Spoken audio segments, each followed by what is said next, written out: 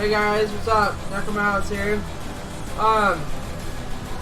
So today I'm just gonna be streaming some more tutorial shit. Hold on 1 second here. I'm gonna send out my stream link to everybody, so just stand by. I'm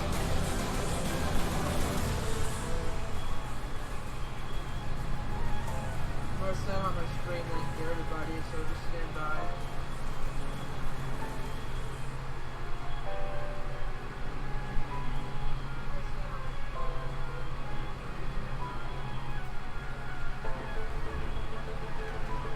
I am live.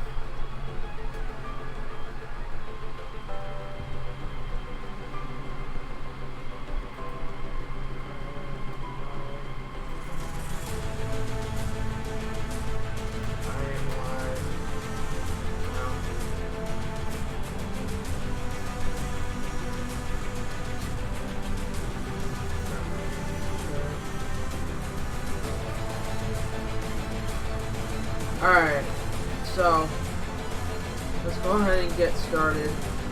A few things to go over before I start.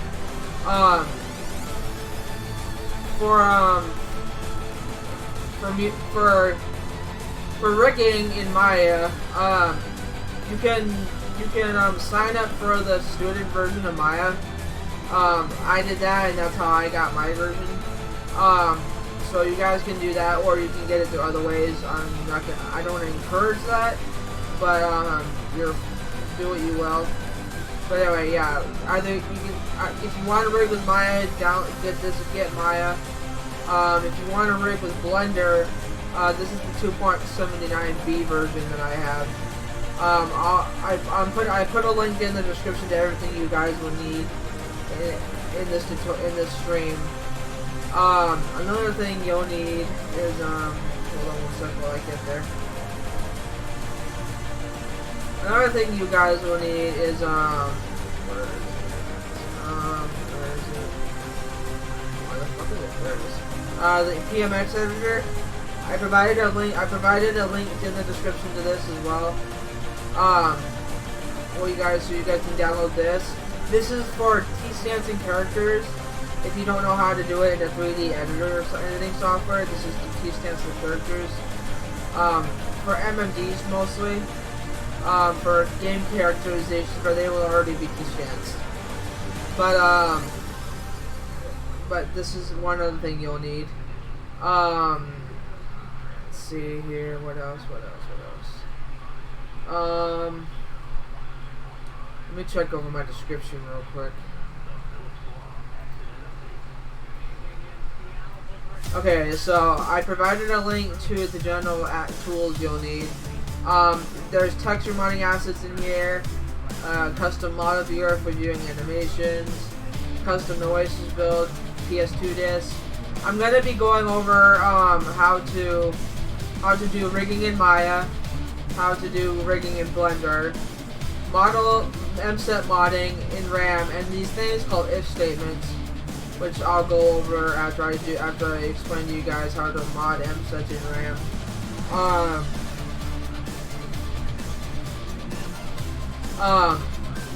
I'll be using ZAGX's pre-production digits for the Mset modding part, so I'm not too good at coming up with movesets on my own via RAM. So, and then moveset and Mset swapping via ROM I'll be covering. Moveset, model and Mset, swapping in RAM I'll be covering, and then I'll be covering texture modding. So everything you see here, hold on, where is it? Everything you see here, you will need for all that. And then here's the link to the PMX Editor. It's the link to a DeviantArtist that provided the link. I don't know where else to find it, so just download it from there if you want, or you can Google it yourself. It's up to you. I provided a link to Blender, a link to MMD Tools, which is what you'll need to open up MMD models in Blender. A link to subzip to extract certain files. and then the link to that student version of Maya that I told you about, that I mentioned before. And then I posted a link to various MMD choices that you can choose to download from DeviantArt if you want to use MMDs. And then a link to some MMD Keyblades by my buddy Makai Hana. So yeah, go ahead and check him out. Check out what he's got. This is also optional, guys. You guys don't really have to do this if you don't want to, but it will be really appreciated. If you want to, you can donate if you want. Like I said, it's not required. So you can do it on your own free will, basically. Also, I want to give a shout out to DTD for the music that I'm using in the stream. He says that he allows people to use his music as long as they post links to all of his stuff. So that's what I did. But yeah, let's go ahead and jump in. So first of all, in Maya, oh wait, let me pull this over here. So first of all, in Maya, to rig a Keyblade, basically what you want to do is you want to download a Keyblade from either Makai Hana's DeviantArt or wherever you can find a Keyblade, or wherever you find the Keyblade that you want. Download it from there. Then open it up in Blender. But get rid of these three things. Get rid of the light, the cube, and the camera. Just right click it and then hit delete. And then hit enter. Right click, delete, enter.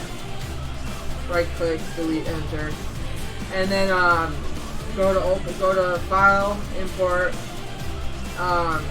PMD to PMX. I'll explain to you guys how to install the MMD tools here in a second.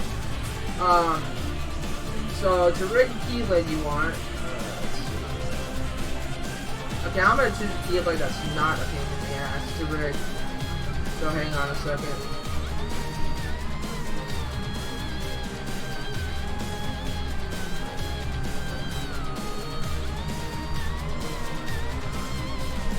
Let's try Ever After. I haven't rigged that yet.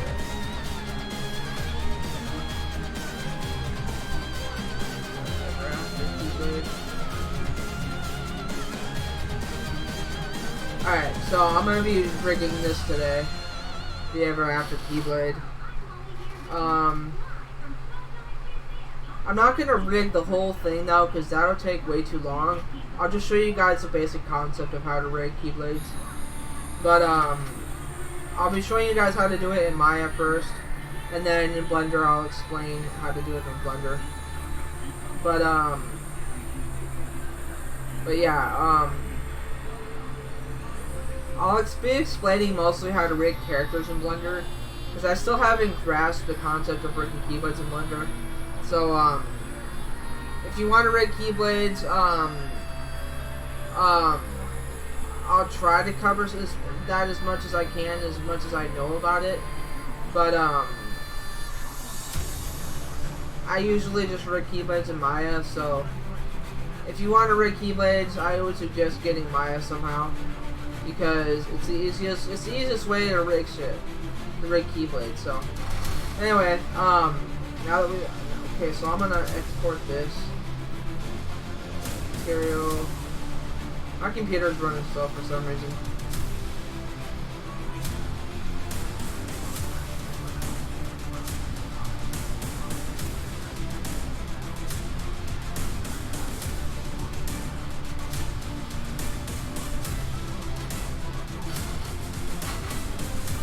Alright, go back up.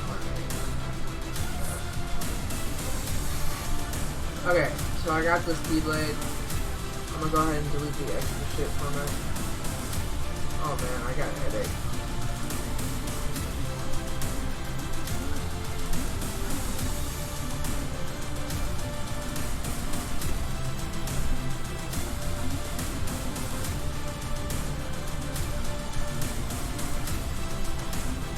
Okay. Export. I export my shit as FBX. Because exporting them as DAE causes me problems. For some reason, I don't know why. So I usually just export my shit as FBX.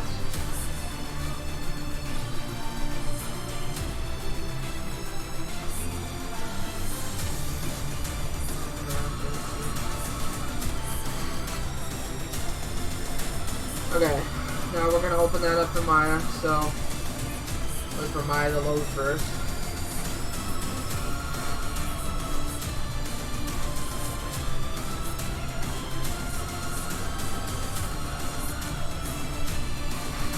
Oh wait, never mind.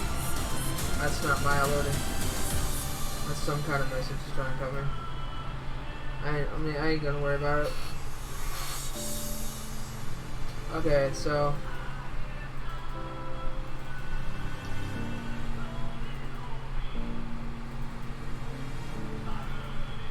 let's go ahead and open up the Ever After Keyblade.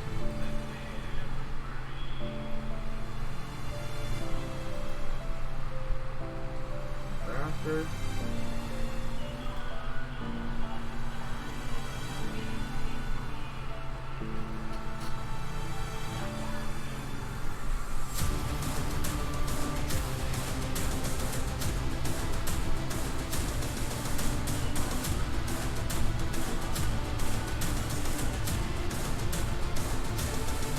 Alright, I'm gonna do that there.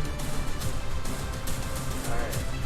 Okay, so guys, once you import a Keyblade into Blender, if it's a Keyblade from another game, you'll usually have to add the textures manually. I'll explain how to do that here in a bit.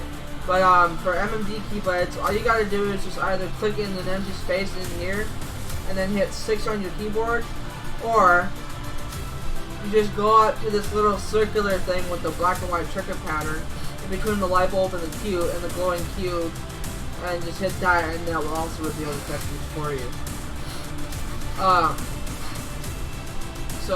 But to add textures manually, you want to go over to these right panels over here, on the far right of the window, where it says channel box, layer editor, whatever that's, modeling tools, and attribute editor. You choose the attribute editor. Then select then make sure you have the Keyblade selected, and then click the right arrow until you get to here. Hold on, guys. I'll just show you how to do it with the fucking in-game Keyblade. So stand by. So I'm gonna import the Keyblade, but I'm gonna be rigging this over into Blender.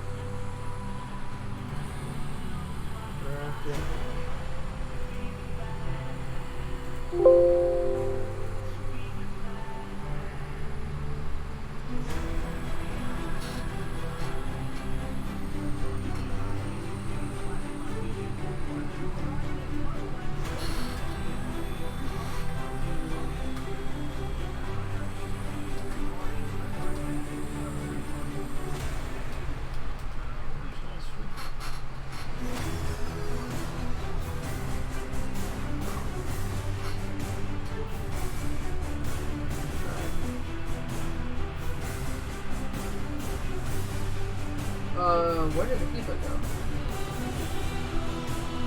Did I not import it? Oh, I chose the wrong Keyblade model. My bad. I'm a dummy.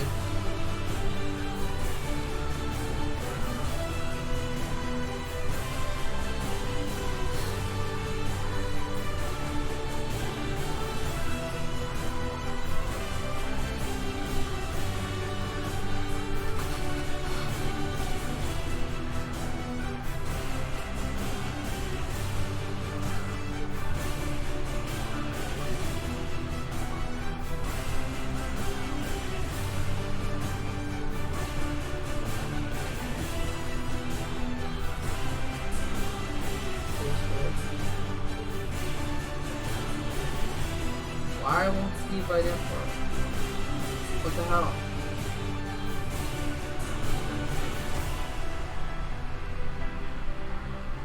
Why isn't the keyblade importing? What the fuck?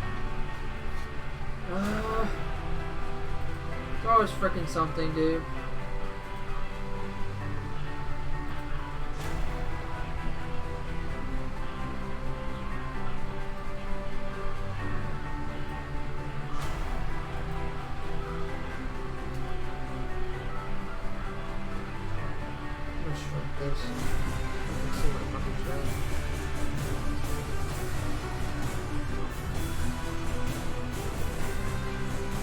Now I gotta figure out what MD likes to freaking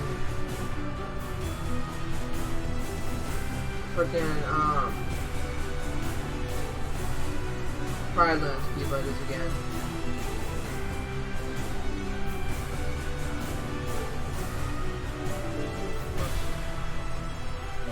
God damn it. Yeah, that's the wishing lamp. Still wishing lamp.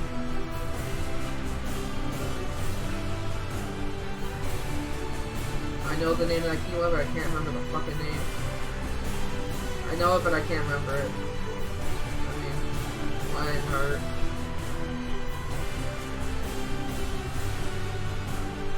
Oh, Decisive Pumpkin, that was it.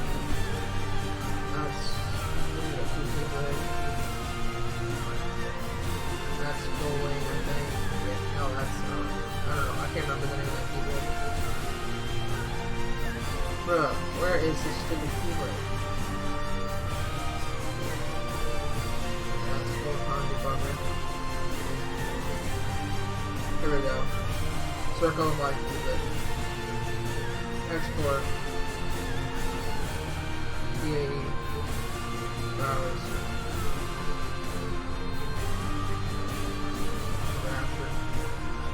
Raptor base word. That's funny, that was it. Yeah, that's good.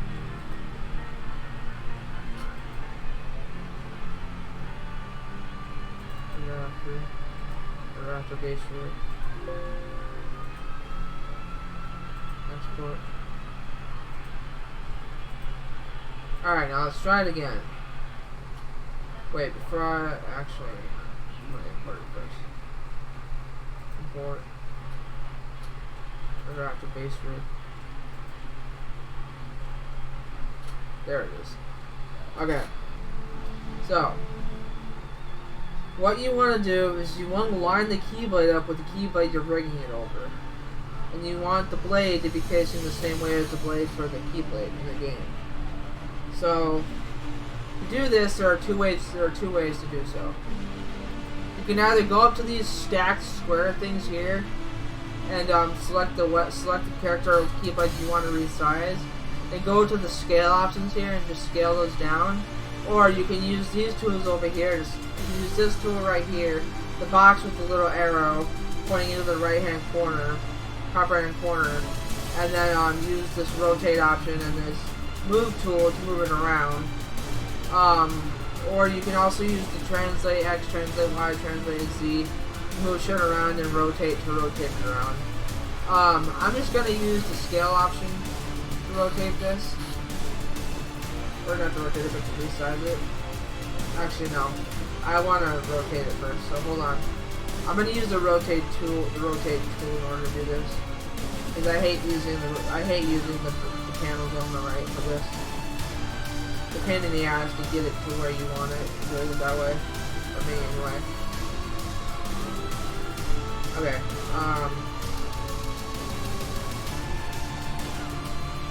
okay, now is a good time to scale this. 50.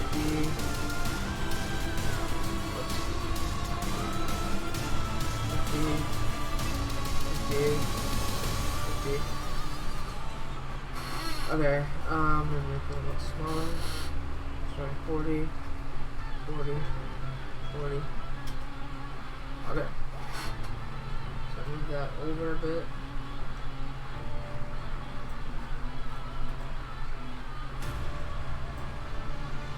Okay. Alright, so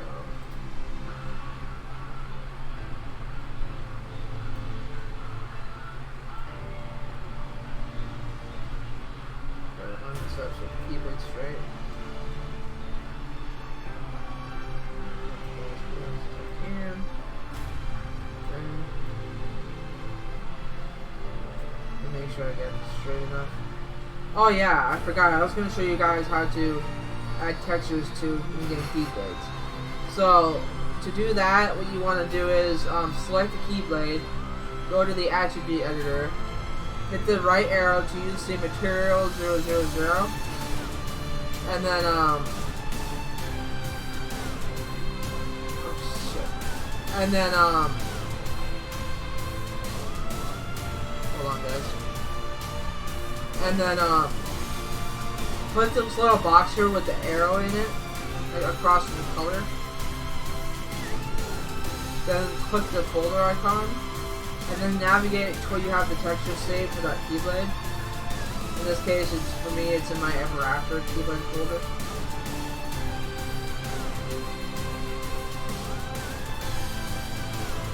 Ever After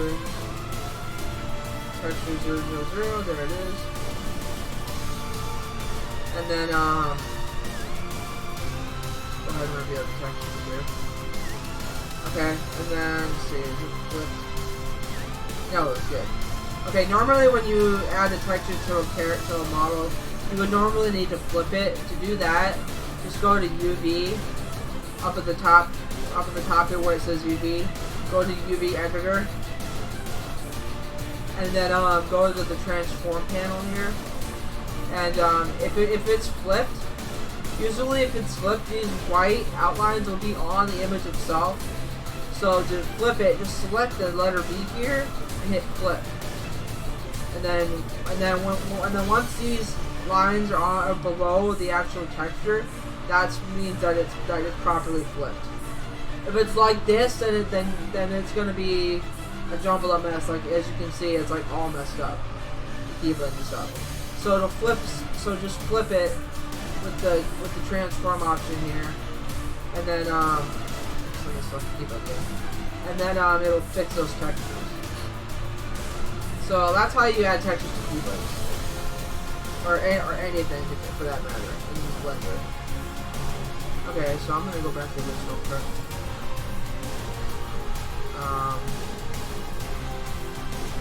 Select this again real quick.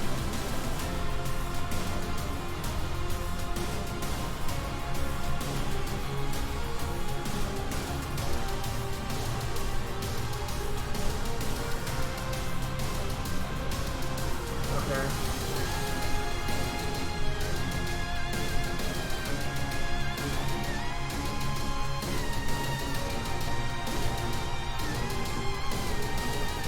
Try to line this up properly. Line it up horizontally as well. Or line it up in your keyboard. Make sure the keychain is in the center of the bones.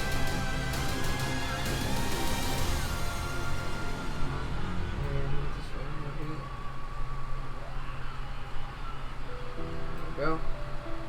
Okay. Delete.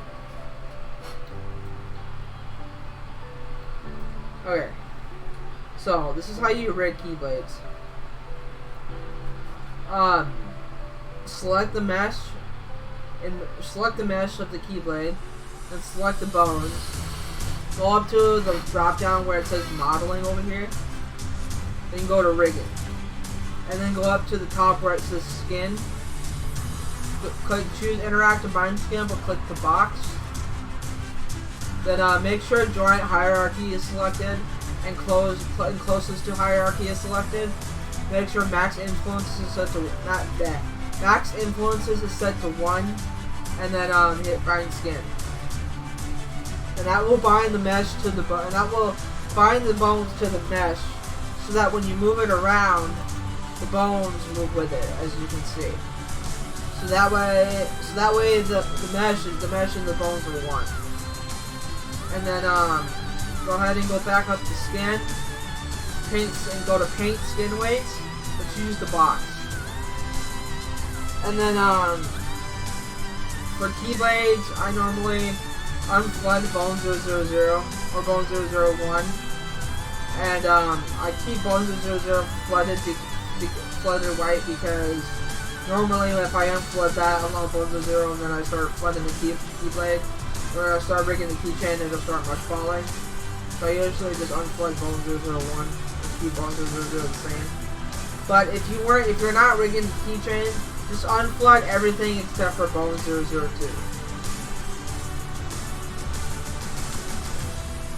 Okay.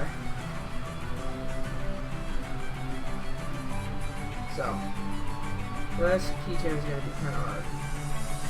Alright, so I'm gonna flood bone 002 real quick. White. And then unflood the keychain.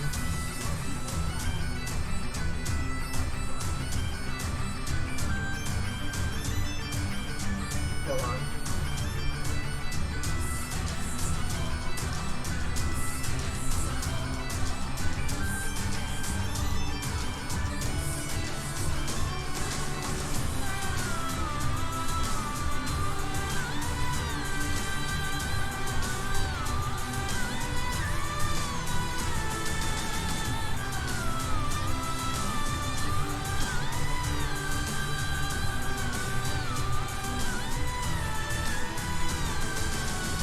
Okay, you know what? I'm not doing the keyblade. I'm just gonna show you guys how to do the keychain. But when you flood the keyblade with white, you want to also remove all the white from the keychain too. Just to speed this process up, I'm just gonna rig the keychain. But that's how you flood the keyblade. Excuse me, by the way. Also, guys, to get the black.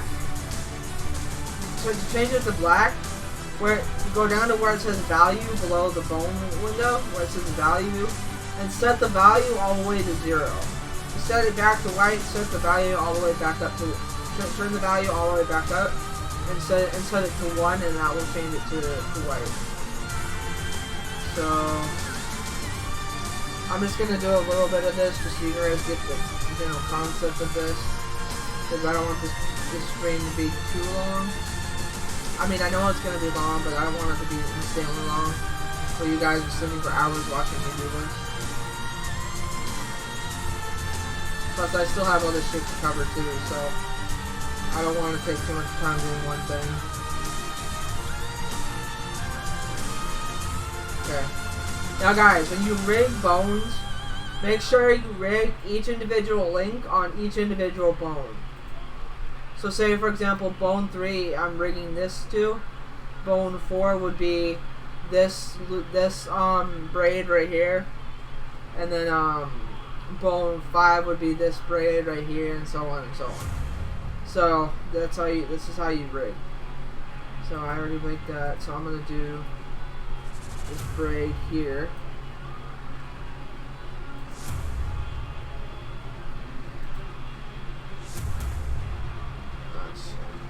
I may have to turn this down.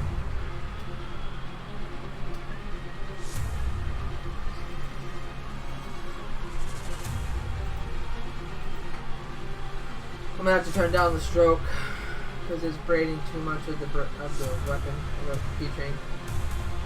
I'm gonna turn the stroke down to 5. See how that goes. For this particular keyblade, it seems like certain braids have more, or certain things cover more braids or whatever.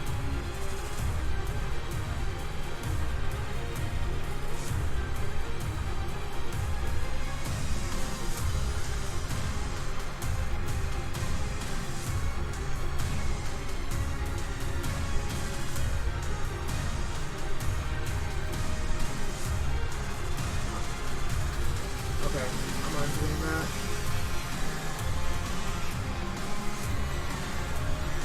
Okay.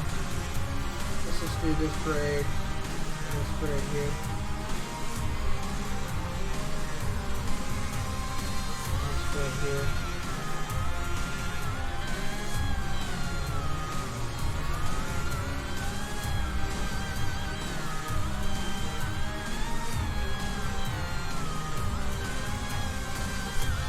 This keyblade is going to be really confusing to rig, I can already tell.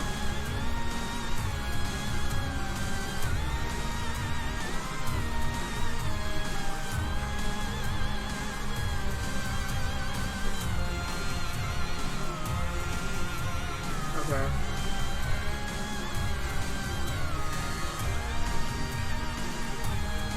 Okay. Okay, so I don't know how I'm gonna do this. This keychain is really weird. Okay, I'll just...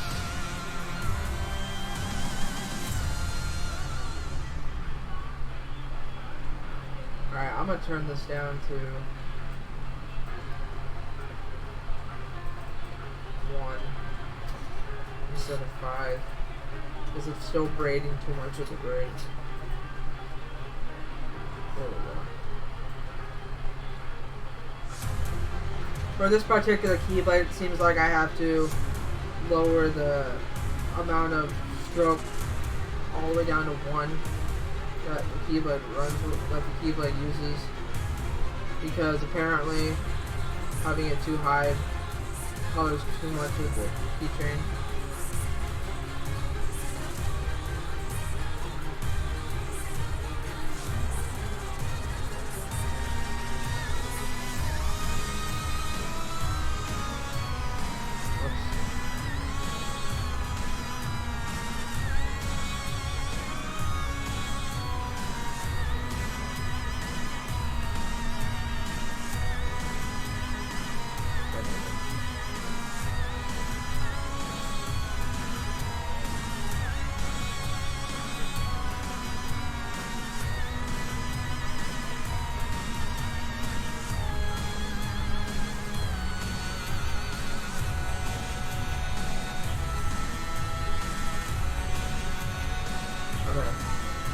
So that's the first part of the braid. Okay. Second, or that's the second part, I mean. This is the next part.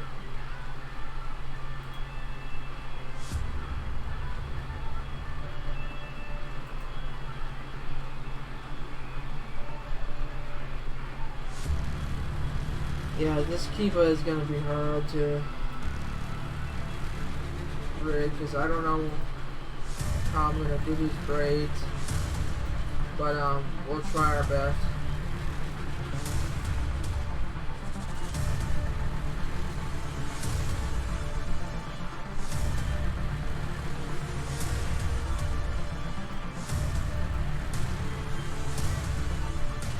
Okay.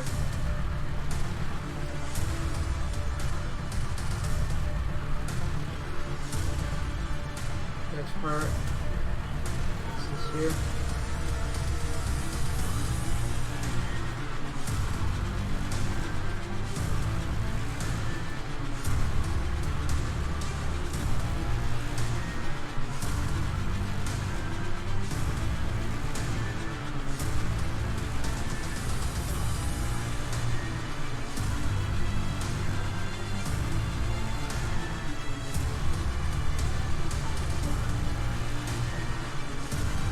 Okay. Next part. This part here.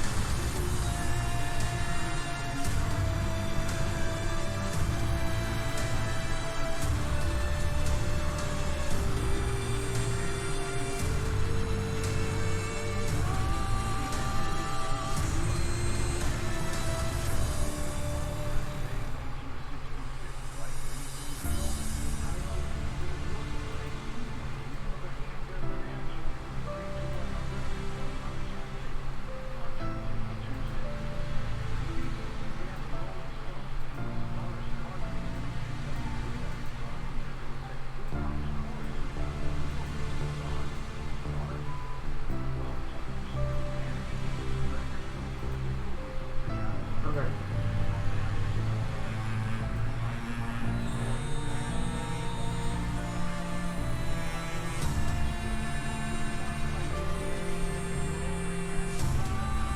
Okay, and then next part are these braids here.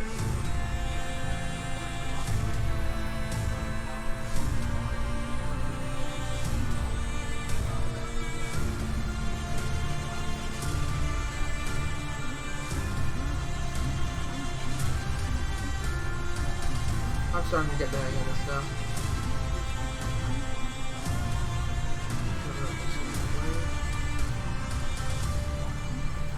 Alright guys, when you rig bones in Maya, you want, hold on.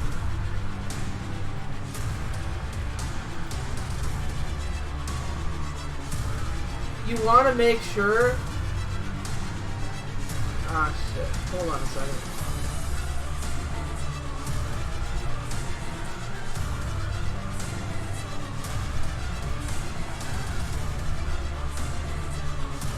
Okay, that's not right.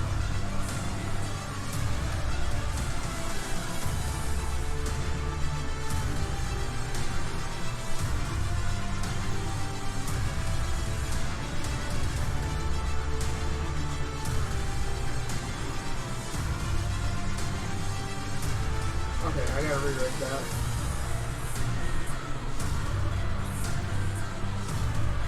I gotta rewrite this.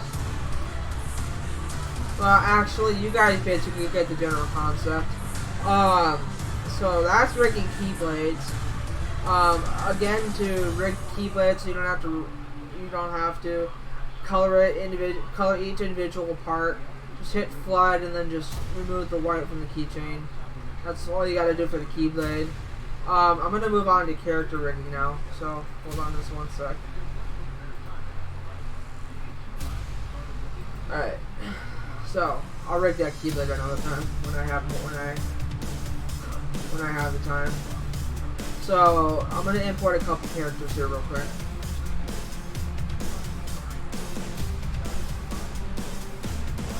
Let's see. Maybe I'll do KH3 repeat first.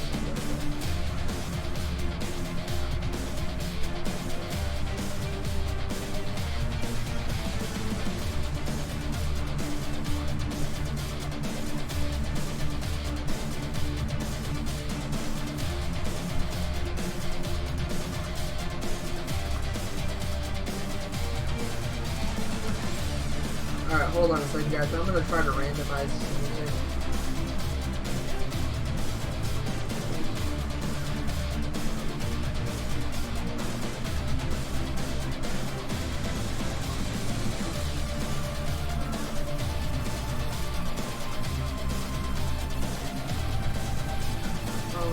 How did I play it randomly? Oh, I know what I have to do.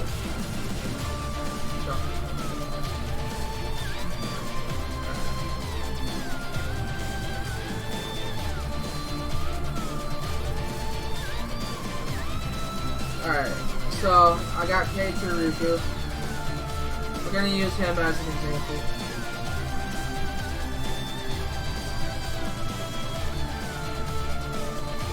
I'm gonna be trying to add KH2FM to my mod eventually, guys.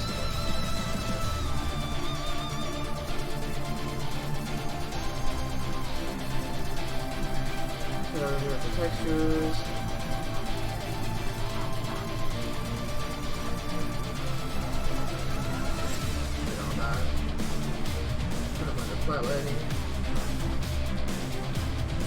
Okay, this is KH2FM, my KH2FM model. So I'm gonna test something real quick. I want to see if I can do the merge vertices thing without it fucking with my model. Oh, I gotta select it first.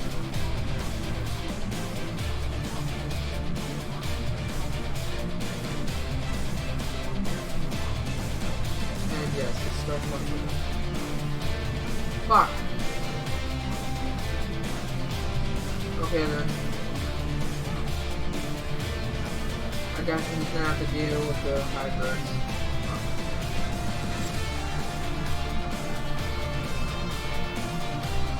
Hopefully 169 birds is not too much.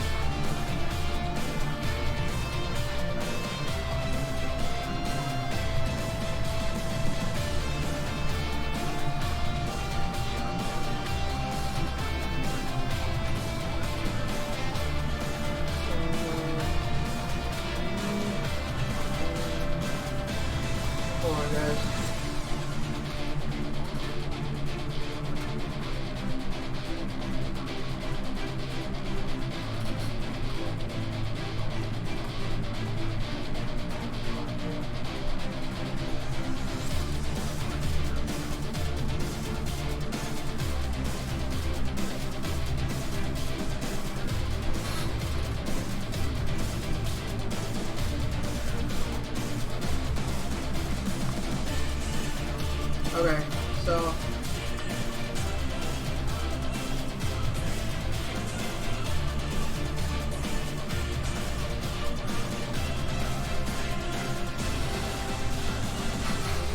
Okay, so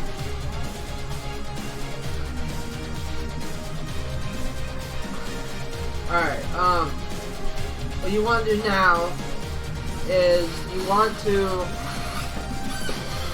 get the FBX or DAE of the character you want to rig the character you're adding over. So this is where Noesis comes in handy.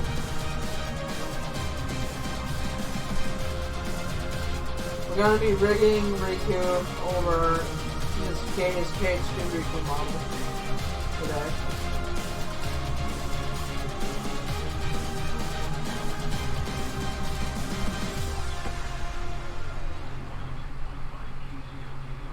Okay. Browse. Save them into the proper folder. Wow, I'm getting a big blast of heat right now. What the hell?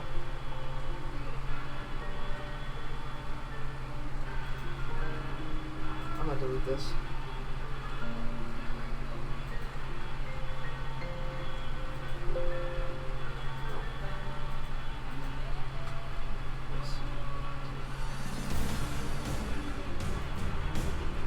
FBX. Export.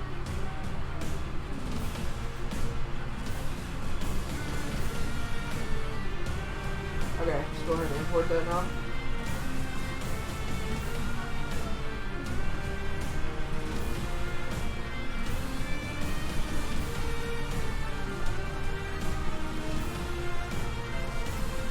Alright, now as you can see, the Riku model is too big.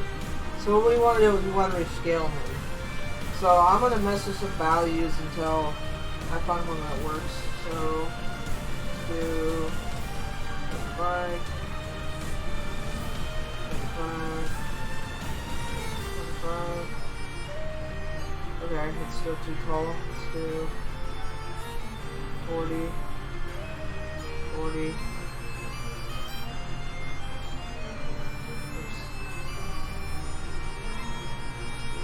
What's 6 for this? Oh no. What's 6 for this? 41. And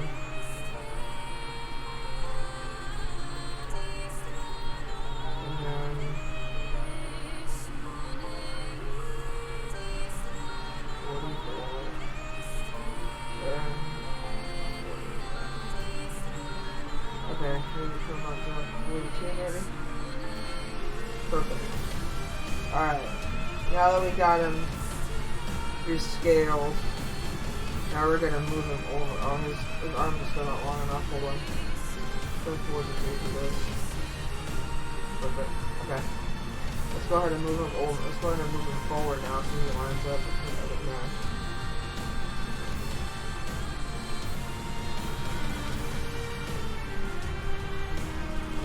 Okay. So we're gonna delete all these now.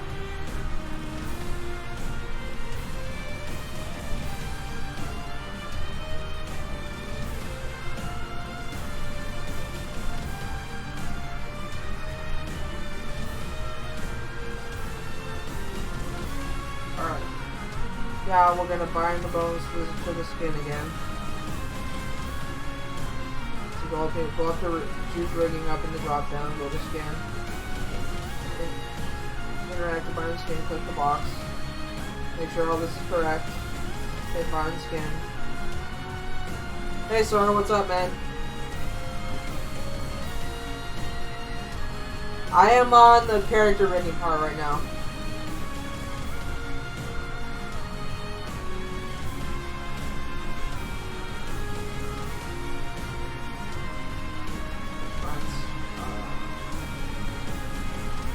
Oh, this is just great. Maya just froze. There we go. Okay.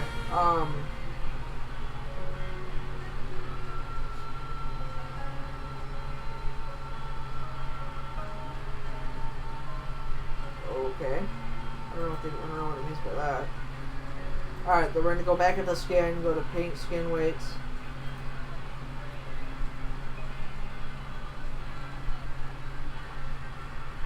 And then And then to use the character that we're rigging as reference, or the character we're rigging over as reference, we're gonna open it up in a second instance of Maya. And I'm gonna shrink this real quick.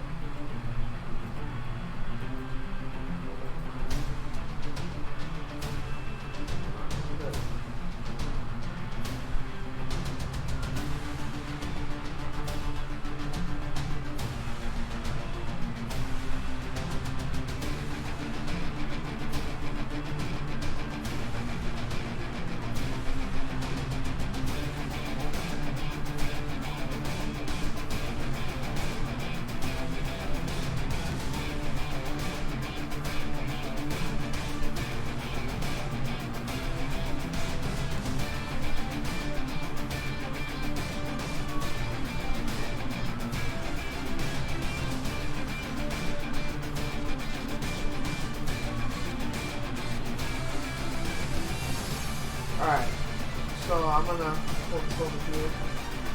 I gotta wait for the load. Alright, so pull this over here. File, import my computer.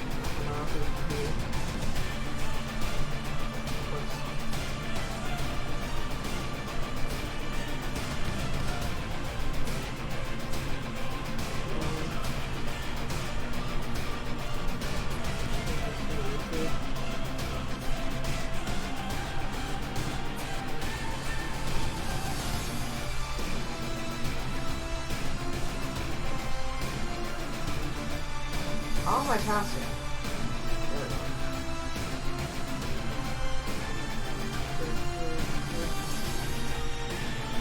Yes.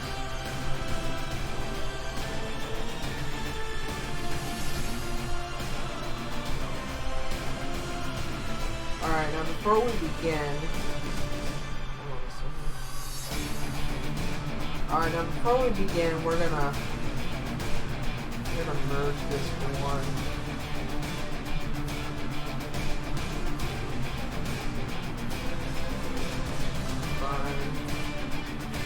And then we're going to make sure that this is down to the screen cluster real quick as well.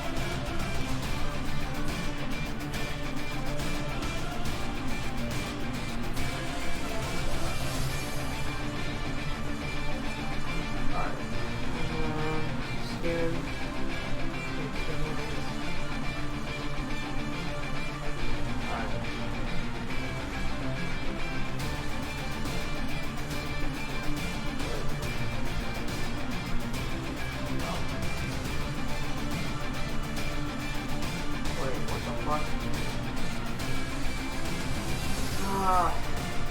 Fuck.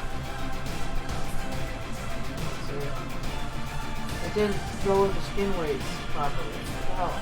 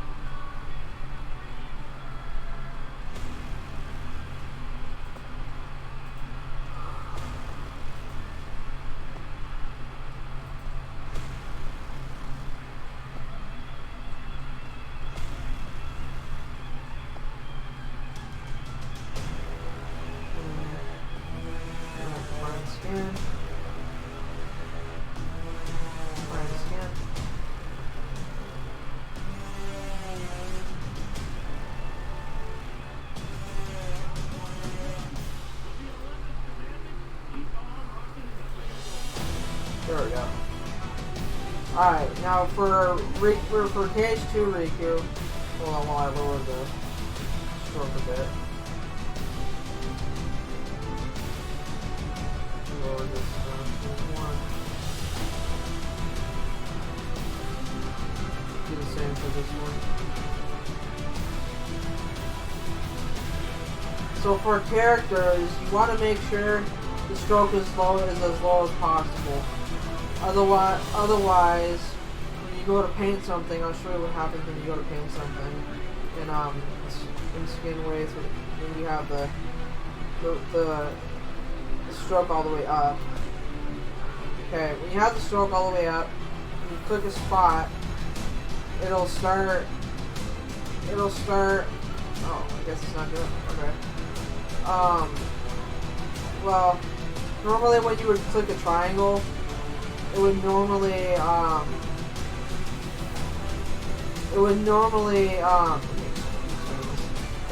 start coloring other key parts of the mesh.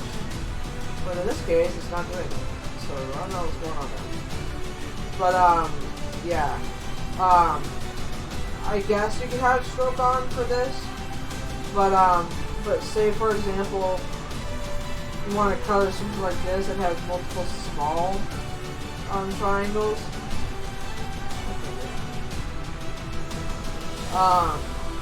This is what would normally happen. Oh, I don't have stroke all the way up. Turn it all the way up.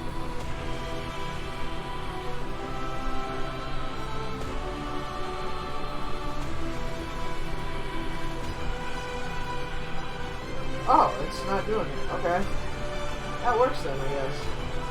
Okay, then never mind. You guys can have the stroke all the way up for reading if you want. Alright, cool.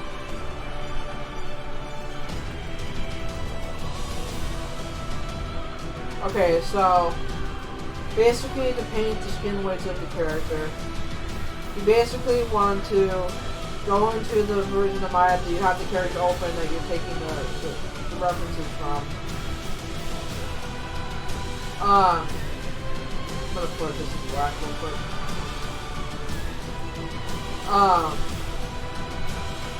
Find the bone where the first influence starts on. In this case, for Cave Fury, gives bone to 2, and it looks like it's his chest area all the way down to his crotch area. So basically, what you want to do is you want to replicate that. Let me flood this again with black. Okay. So what you're going to want to do is you're going to want to replicate that for this. So, oh yeah, see guys, it's already started to color too much.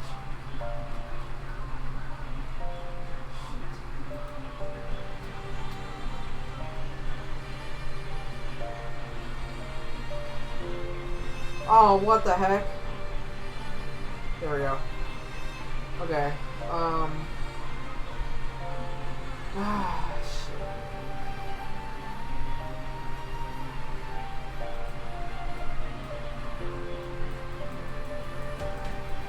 Alright.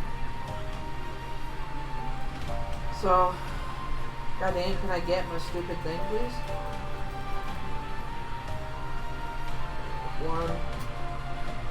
Okay, try doing it from here. Nope, it's coloring too much. That's what I was afraid of. Okay, so for some parts it doesn't color too much, but for parts like this it does. So for parts like this you will have to lower it. So, hey, Henny, what's up, man? Hey, at work, what's up, bro? How you guys doing?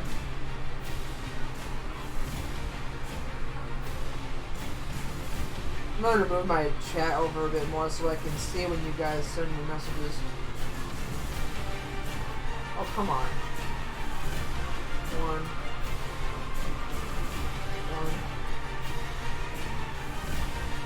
I'm doing good, Oric. How are you? How are you doing? You having a good day or night so far?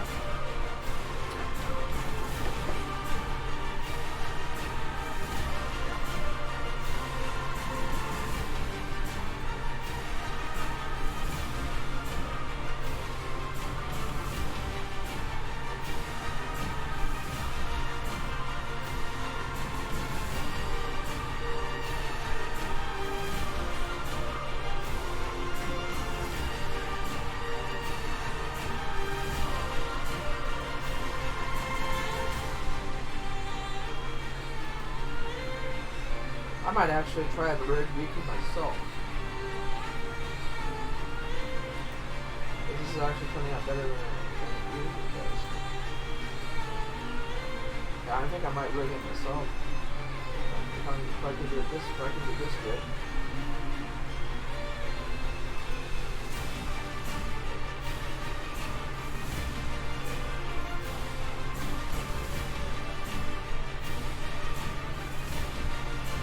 That's good to hear.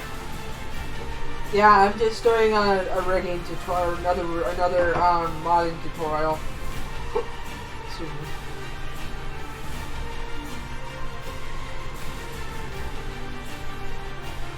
I'm just basically showing you the gist of rigging in Maya for right now.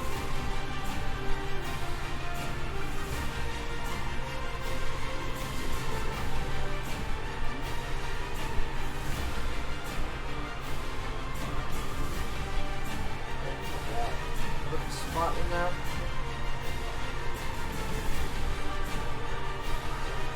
Alright. I'll be here.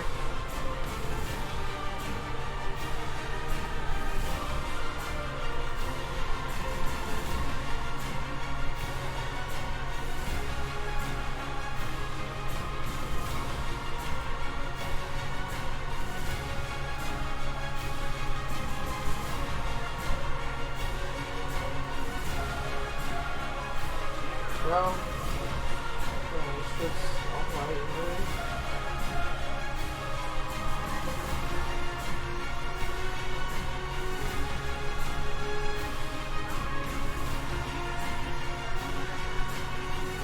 let me get the rest of the black in here.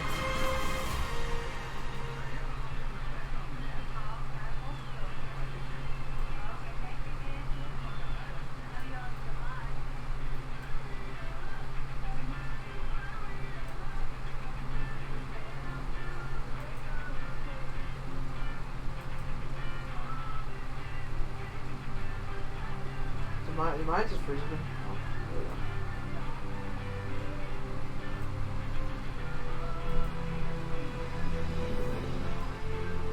So for rigging models, you want, like I said, you want to make sure you get as much spots wide as possible. And it's fine if some things are left black, but you want to make sure you get as much white as possible.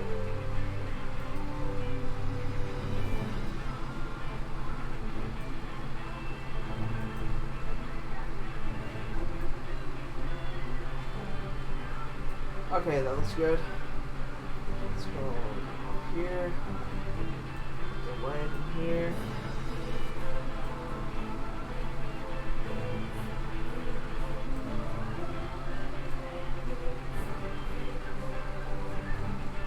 That's going to be kind of hard to get.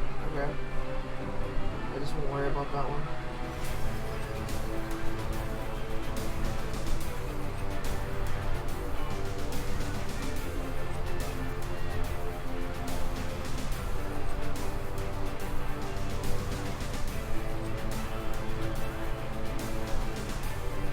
Alright. That's good enough for that. Put this jacket here.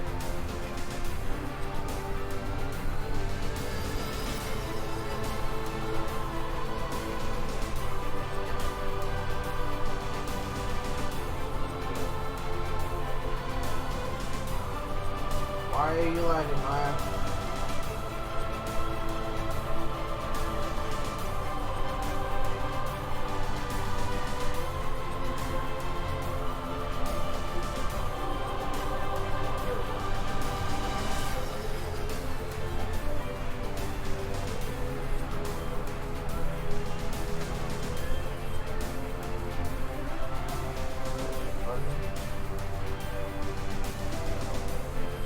Can I please color that button?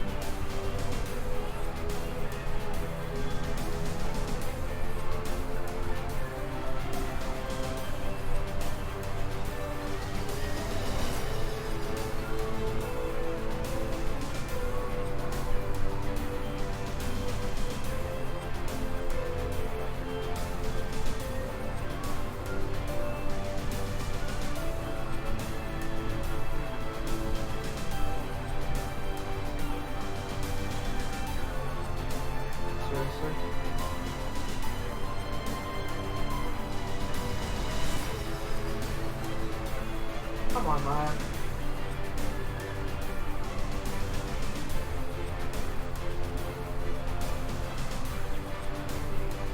This button here.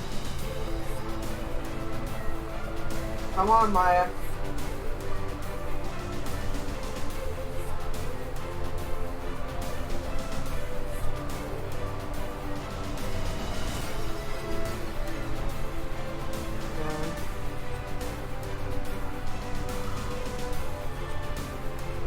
Oh, come on, Maya. What the hell? Why is Maya lagging like this?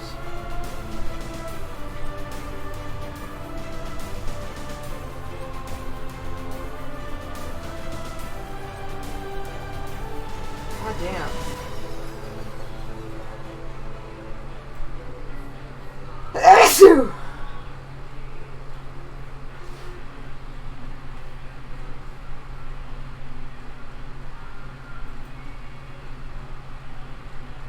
Okay.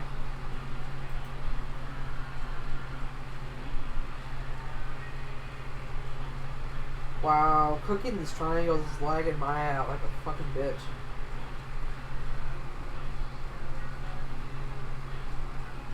Come on.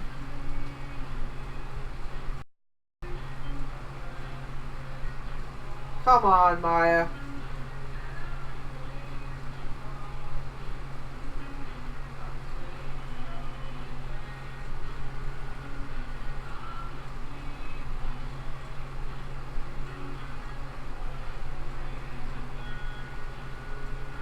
Maya has completely froze.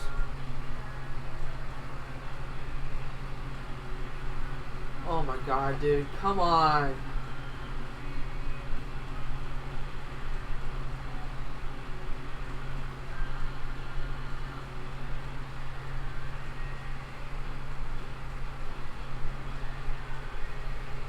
Okay, well, you guys basically get the gist of it. I'm gonna go ahead and close out of Maya, because it's lagging me to shit. Even my other monitor is lagging to shit.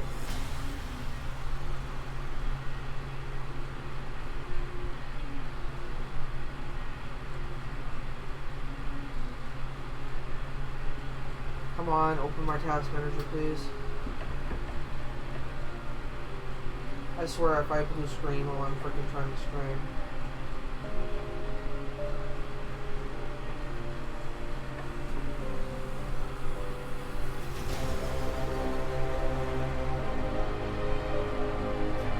Can I please get my task manager?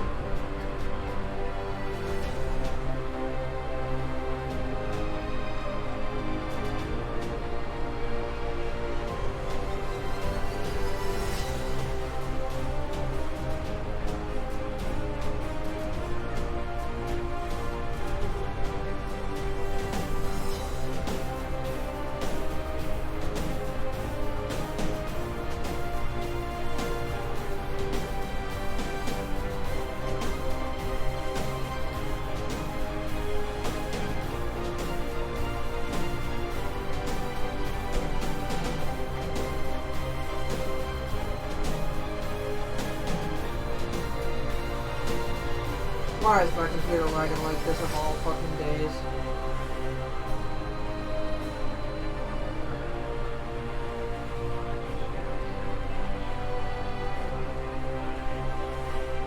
I hate this shit.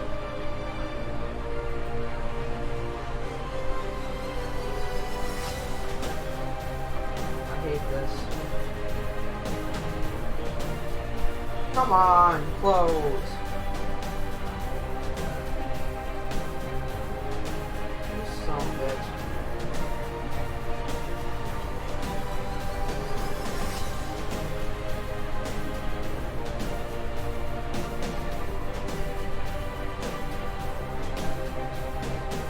Load my apps.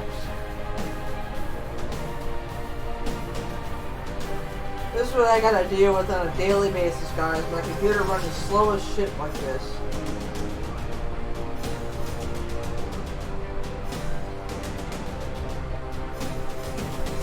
Come on! Alright.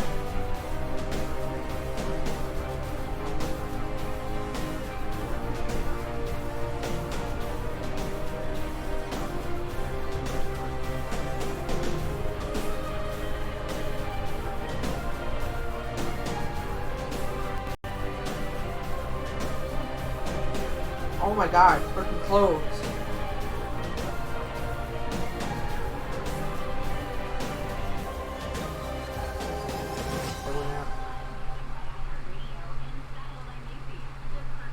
Come on.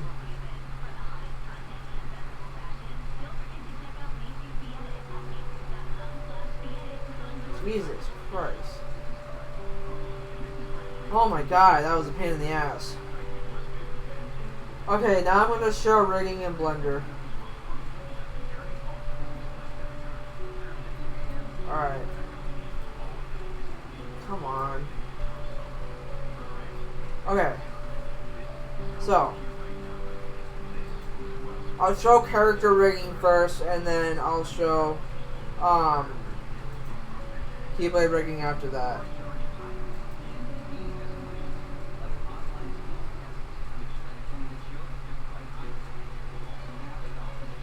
So, hold on, let me make a new file.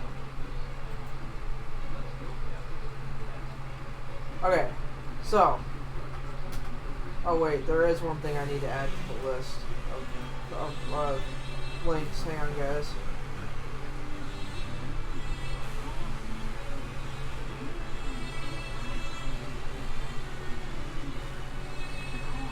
Come on. Jeez. Oh my god, computer. What the fuck? Why are you lagging on me so bad?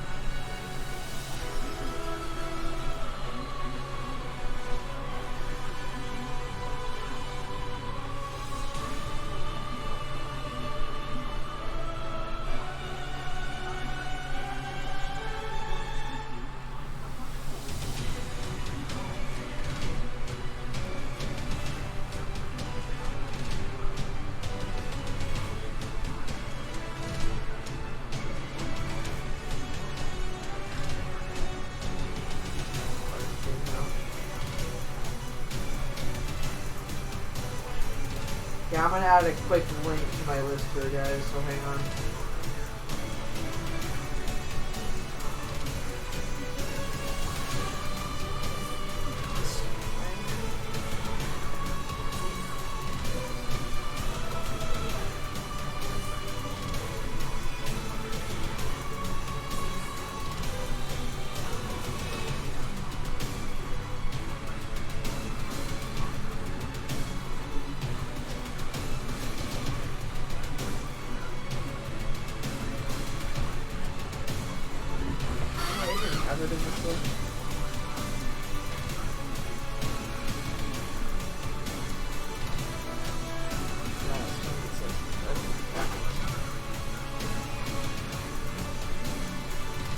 Did I not even upload it?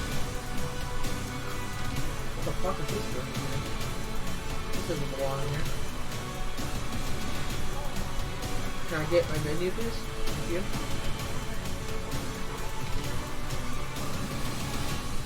Okay, apparently I gotta upload it.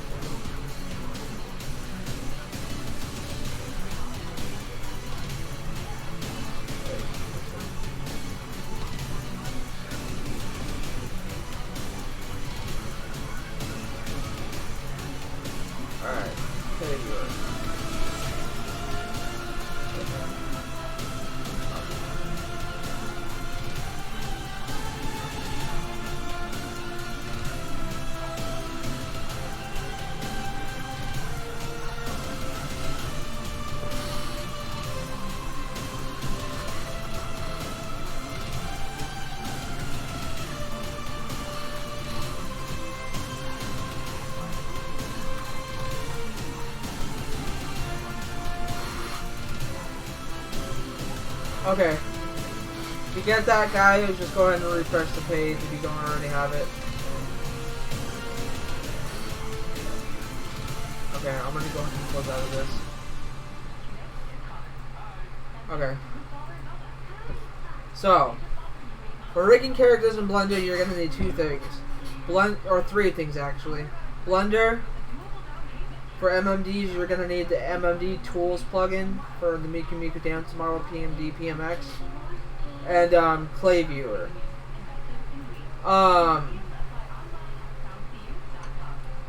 So hold on, there is another thing I needed to.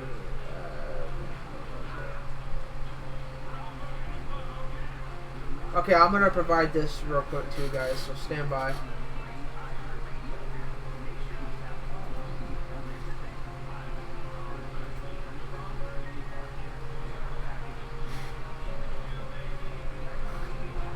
Okay.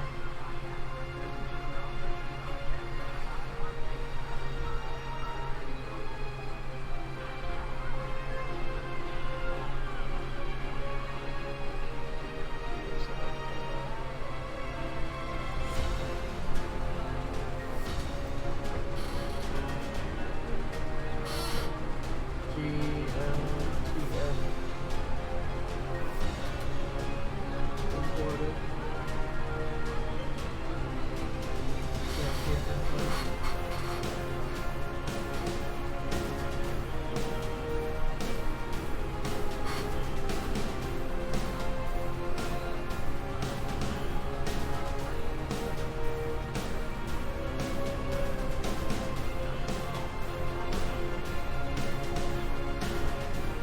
Can I please get my upload? Thank you.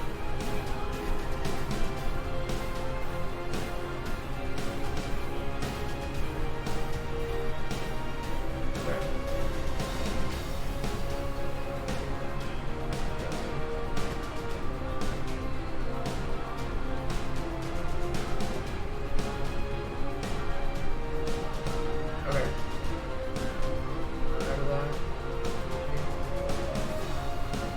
Okay. Those two lines have been added to the stream.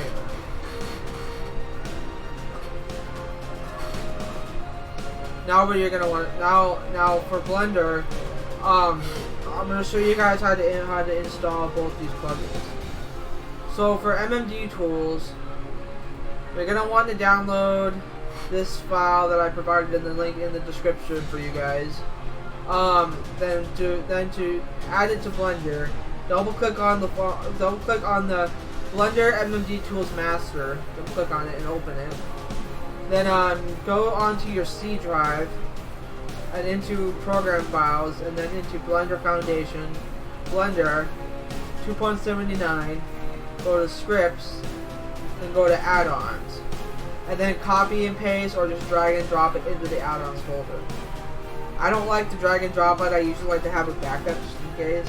So I usually copy and paste it, but it's up to you. And then for the GLTF Blender Importer Master, this is where we're going to be using to import our bones for our mesh. So for importing that, for adding that, well first of all, I'm getting ahead of myself. First of all, when you install the MMD tools into the add-on folder, you want to go into Blender and go to File, User Preferences, then go to Add-ons and search MMD, and it's under Object MMD_Tools. Just tick the box and hit Save Preferences. Then for the other plugin, once you've downloaded it, go and you've extracted it, go to File, then go to Scripts, where it says the bar next to Scripts. Click the folder icon, then navigate to the GLTF Blender Importer Master folder, and then open that, and then just add that, and just hit Accept and add that to the list. And then after that, you should be good. And I'm gonna delete these things real quick. Now I'm gonna get into how the GLTF thing is going to come into play in a moment. First, we're gonna import an MMD. So FBX. I'm gonna use my anti-aqua for this one again.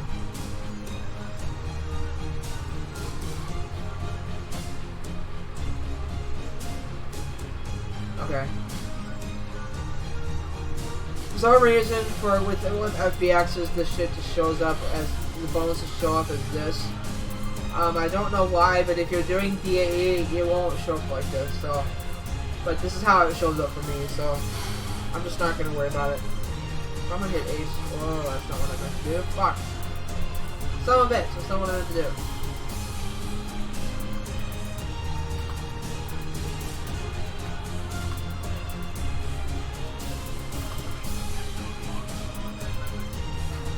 Import FBX enter aqua FBX.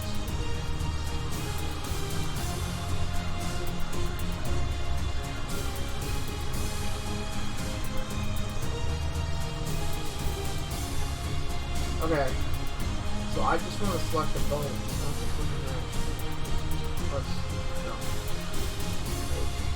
How are those bones? Alright, now I'm going to go on to material, and then go to add, lamp, hemi. Alright, this is my anti-aqua model. Alright, now for the bones, what you want to do is you want to go into Noesis and find the character. You want to rig your mesh over, and then do what I explained before. Right click. Oh, it's not open. Right click, export, select your output type, either DA or FBX, browse for your location, and hit export. And then open up the clay viewer after that. So open up the clay viewer.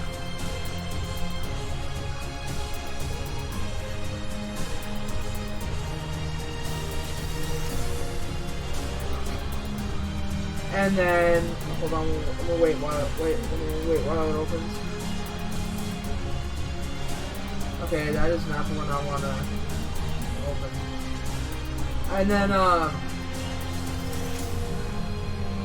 then drag and drop the DAE and your FBX onto the tool that you want to convert to GLB. So for this example, I'm gonna do work scene for Enter Aqua.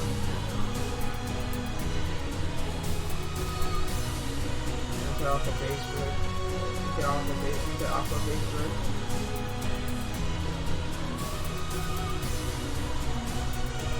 Okay.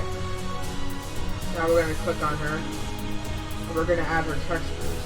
So for adding textures to a model in Play Viewer, go over to where it says base map.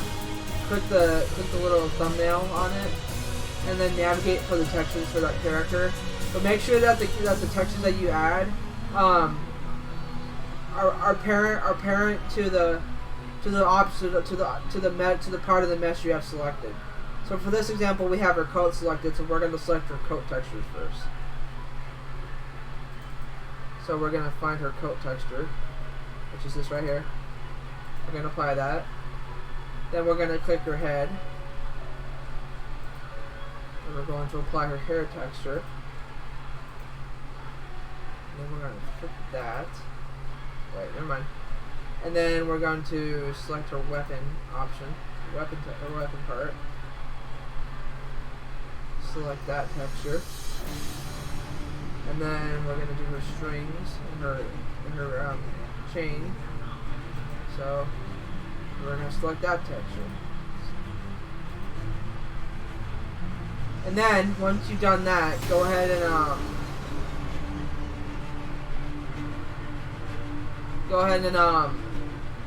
hit the download button and select GLB and hit OK.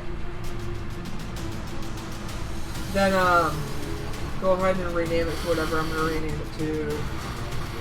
Work scene. Rig.glb. Yes.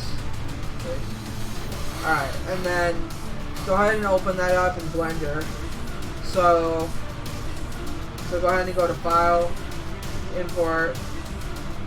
Well, once you guys install the GLTF plugin, when you go to import, there should be an option at the very bottom that says KSUN's GLTF 2.0 GLB to GTLF. click that, then select your GLD that you just made. Go to import, click import GTLF. Then as you can see, Larcene has been imported. So hold on, I'm gonna rescale Aqua real quick. Scale.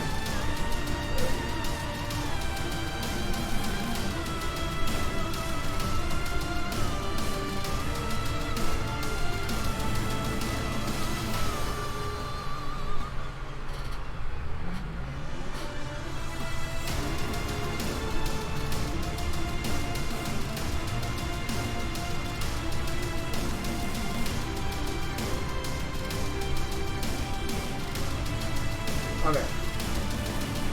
And then I'm gonna delete the Larcene mesh.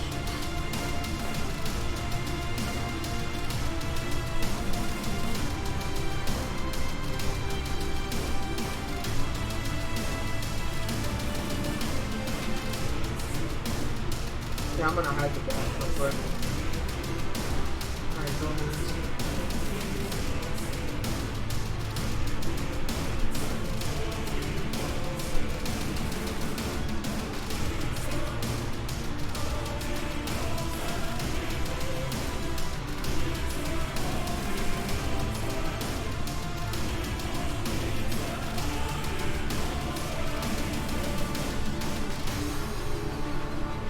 Hold on, I'm gonna try to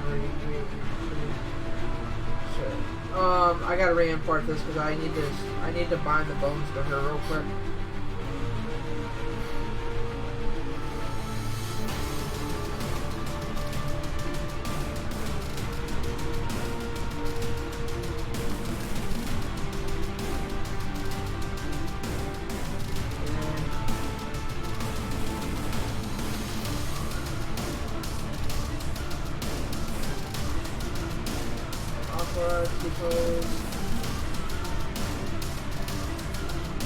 I'll just do the fucking MMD.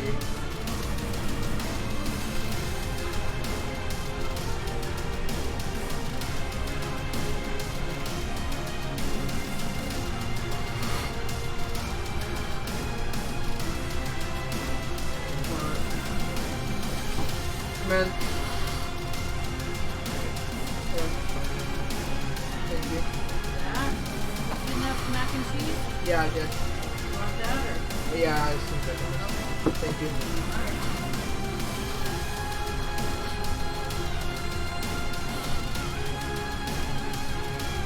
That was my aunt, guys.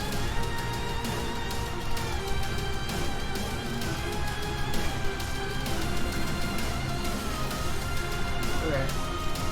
I'm gonna rescale Aqua again.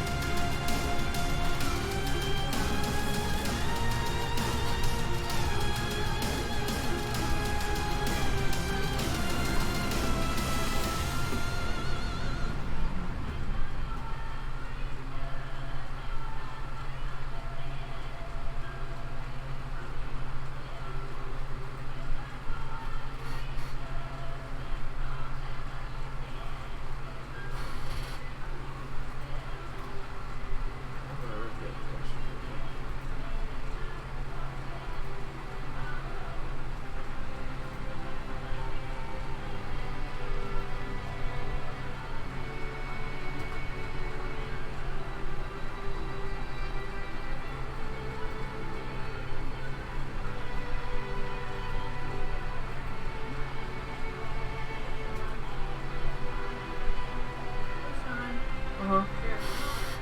Thank you. And then here. Okay. I'm streaming, by the way. Okay.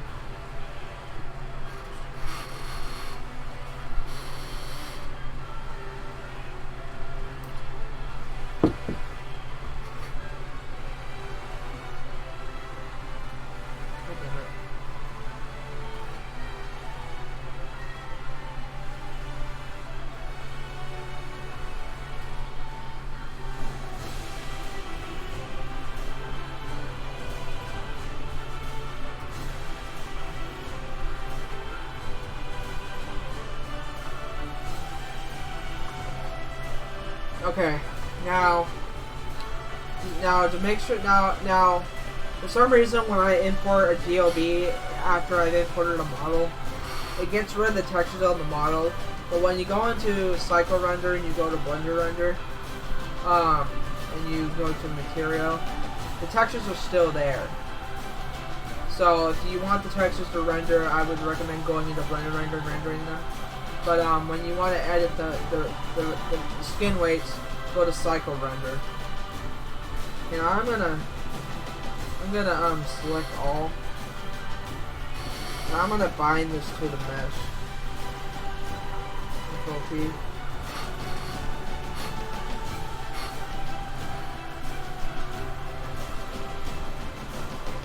With envelop weights.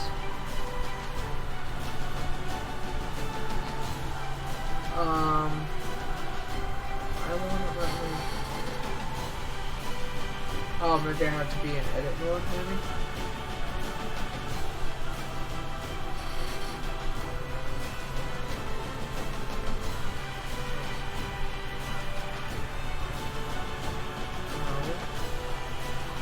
Okay, moving on.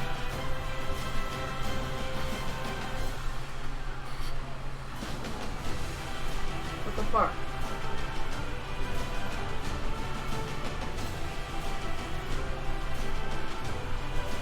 Now it's not letting me. What the hell, dude?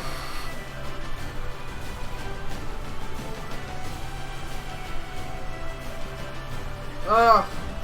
God damn it! Control P.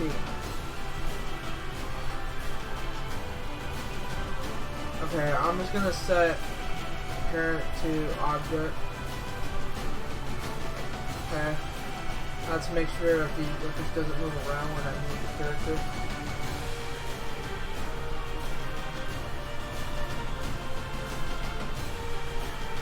Let's check the bones. Okay, the bones are parented. Okay. I'm gonna hide the bones now. Okay, so guys, in order to parent bones to a character, select the bones of the character and then select the character by holding shift. And then hold control and press P on your keyboard. And then if it asks you which one you want to parent, if it says set parent, press set parent to or whatever, make sure you select object. And then it'll bind those bones to the mesh. Now what we can do is we can now go on to paint skin weights. So we're going to first of all, I'm going to delete all the extra shit from this.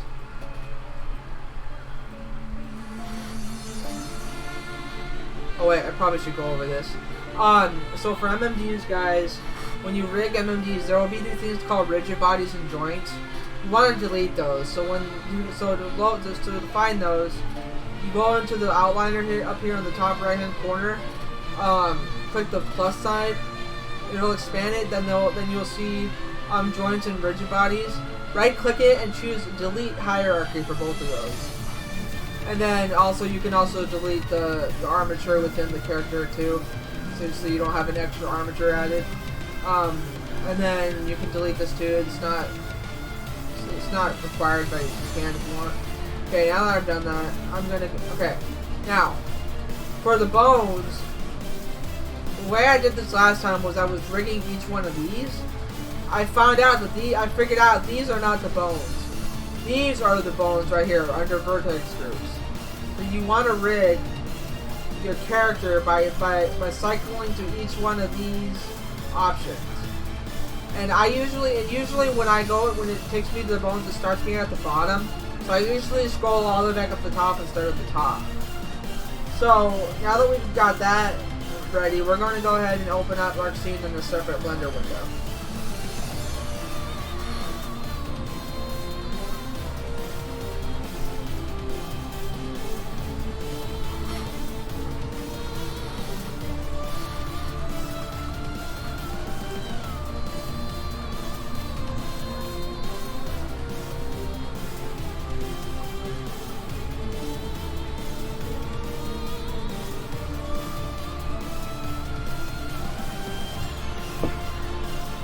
Alright.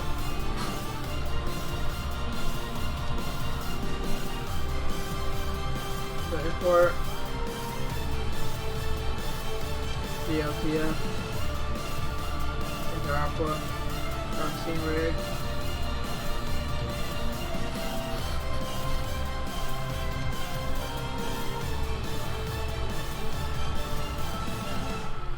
Alright. So I'm going to review the textures for this. I'm also going to flip these textures. So I'm going to select each individual part of her. So to flip textures, guys, make sure you have the part of the mesh that you want to flip first. And go up to where you see go up to these three little lines that are in the top right hand corner here. Hold left click and hold and drag all the way to the left. And then make sure you go into edit mode. So you can hit tab to go into edit mode. Or you can go click this and go and just hit edit mode that way too. And then make sure and then hit A on your keyboard to select the mesh. To select the entire part of the mesh. Then go to where you go to this little white cube option here with the two up and down arrows. Click it and then choose image UV and image UV/image editor. And then select the entire texture here. Huh? Okay. Sorry. Okay. Go to UV, then choose mirror y-axis, and that will flip the texture. And then we'll get out of window edit mode, and then you'll see the texture has been flipped. So we're gonna do that for Lexian's entire mesh. Mode. Select all. UV, mirror, y-axis. Oh wait, I didn't select the entire texture. Make sure you select the entire texture, guys.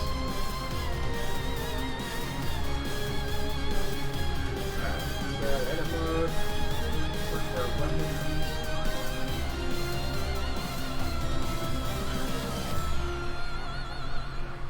Edit mode. Edit mode. Edit mode. Select all. Okay. UVs, mirror, y-axis. Wait, I got stuck there. Yeah, don't make the mistake I'm doing, guys, by forgetting to select the texture. It helps to select the texture.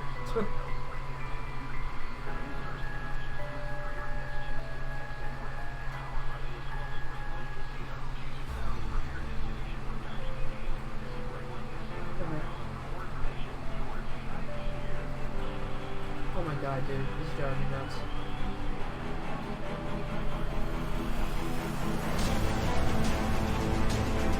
Oh, I'm still in edit mode, that's why.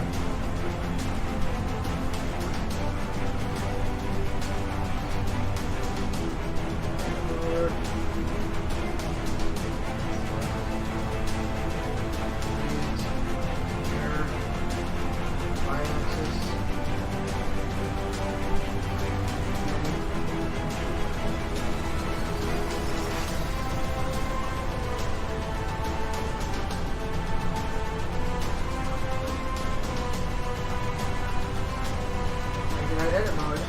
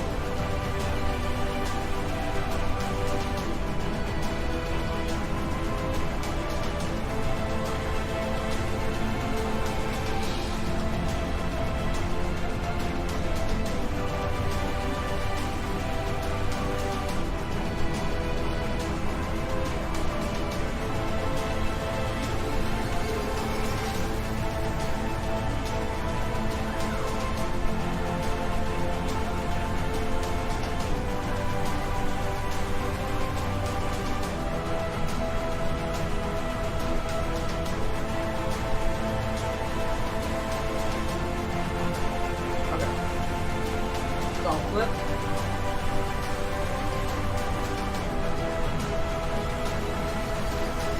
Okay, now that's flipped. I'm gonna get it edit more now. I'm gonna drag this back over. Yep. Alright. Now I'm gonna hide these bones. Okay. Now we're gonna do the paint skin weights now. Where's my button? So we're gonna go into paint skin weights for both Aqua and Luxine now. So go to weight paint. As you guys can see, when you go into weight paint, your mesh turns into this this blue infrared type of color. We're gonna do the same for Luxine. I'm gonna put Luxine over here for a second. No, that's not what I wanted. Drag it over there. Thank you. I'll drag that back over when I show you guys the skin lift, okay, guys. So I'm gonna drag the skin weight painting.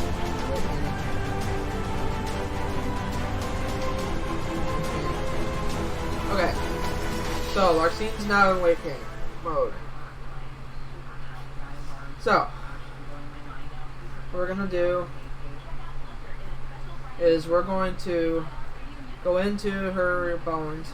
By the way, guys, to get to the bones section, click the little triangle here that has like the little white balls on each corner, next to the in between the wrench icon and the material icon here, the circular icon. Click that option. That'll bring you to the vertex groups. And then since we're starting at the top of Aqua's mesh, we're going to start at the top, or bones, we're going to start at the top of Luxine's as well. Whoa, that's not what I wanted. Hold on, guys. I gotta turn down the radius. This to 15. So we're gonna just look to see if anything is influenced on these bones. Okay, yep, her thigh is influenced on this bone. So we're gonna want to do that for Aqua's thigh. So for this, we're just gonna want to color her thigh. So we're gonna color this until this is pure red. We want to color this until this is pure red. And that's not what I'm gonna do.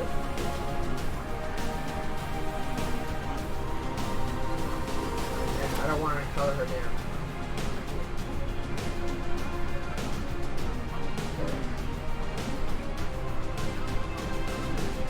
Coloring parts I don't want to try to, but that's fine, I can just do it.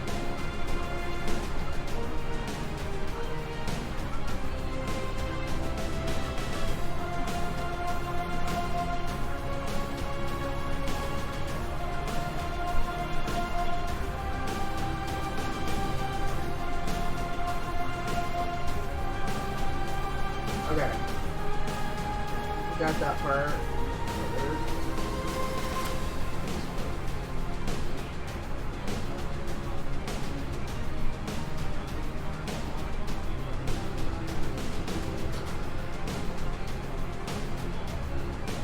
I believe her leg is colored all the way down to her knee and stuff. Yeah, I'm gonna go to black. I'm gonna go to subtract now. I'm gonna get rid of the red on this. Okay. I'm gonna get rid of the color on this as well.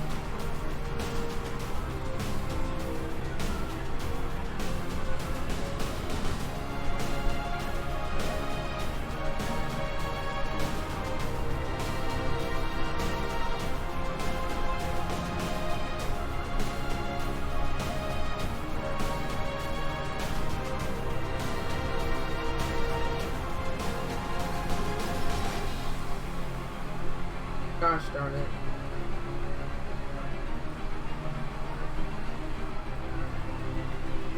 Oh my god, dude, really? Oops.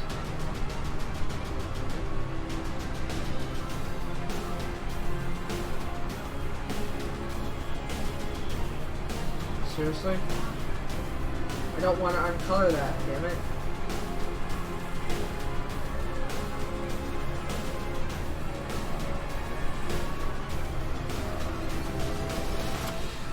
Come on. Yeah, this kind of shit frustrates me, guys. Because I go to uncolor, I go to remove color on something and it doesn't want to remove. Oh, come on.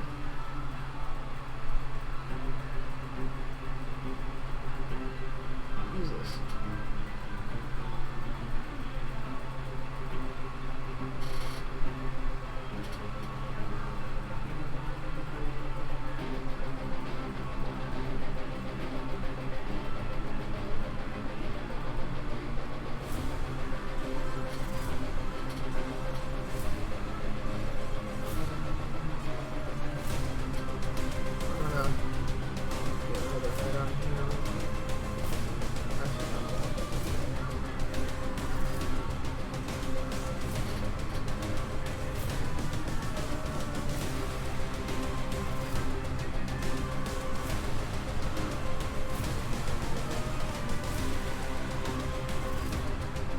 Son of a bitch.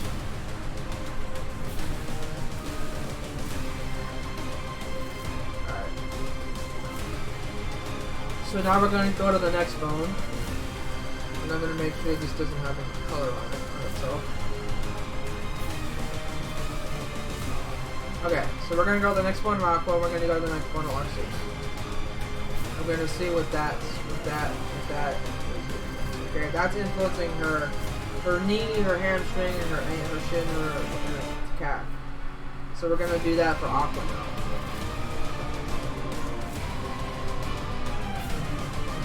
And make sure when you guys do this, you do it on the right leg, on the proper part of her body. Because if you rig the wrong part of her body over a certain bone, it's gonna end up not looking right in the end.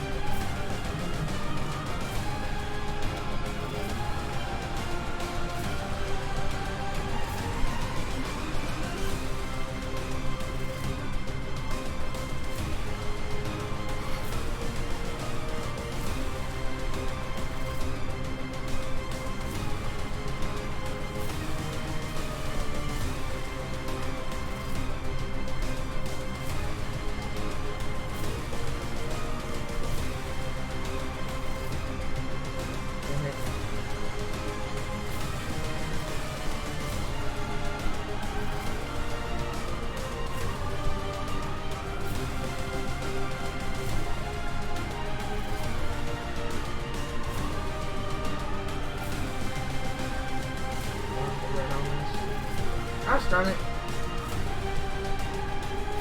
Really?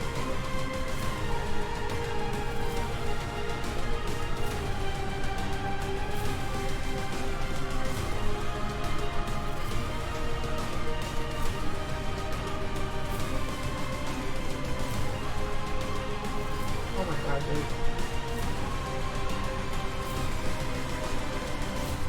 Why is it coloring that?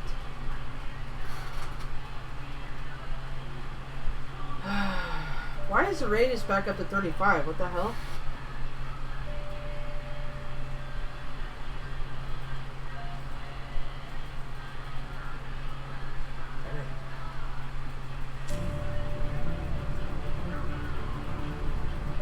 Come on, color. There. Color her knee. Not what I want to do.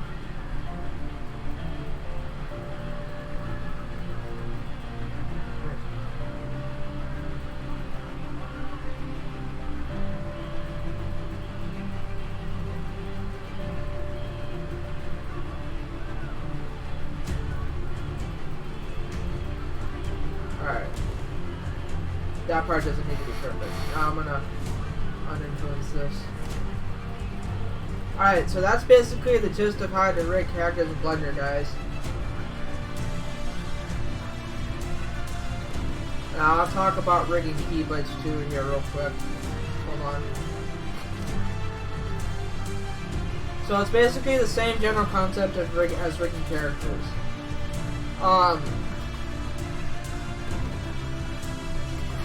Make sure you drag and drop. I'm gonna reset this real quick. Yes.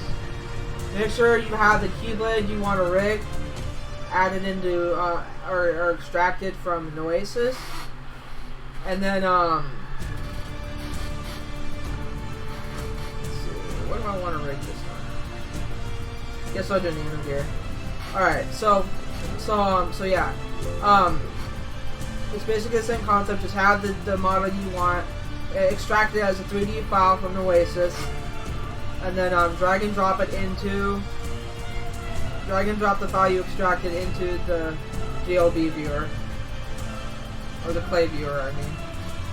Then go ahead and click it, and add your texture, like I mentioned before.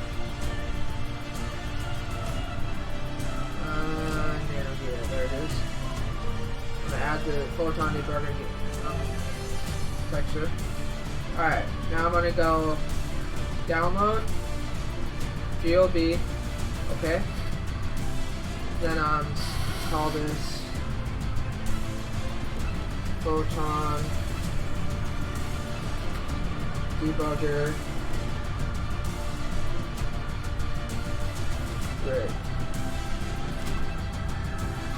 And then we're gonna open that, and then we're gonna open both the nano gear and the photon debugger and blend gear. So I'm gonna open up the nano gear as the MMD file.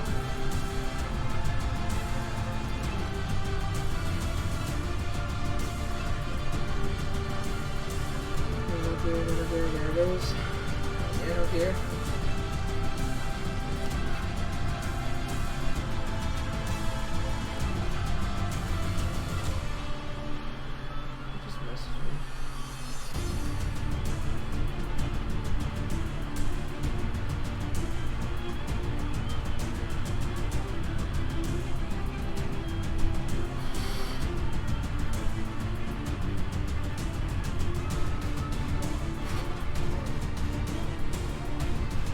Okay. We got this. We're gonna go ahead and reveal the textures.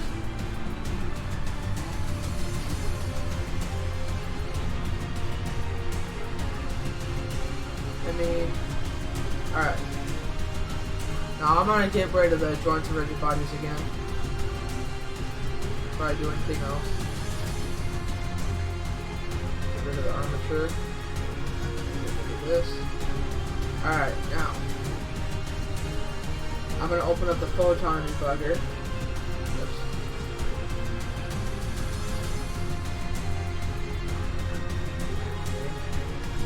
Oh, what the hell?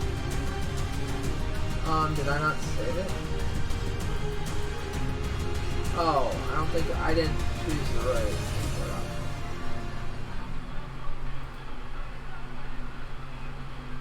What?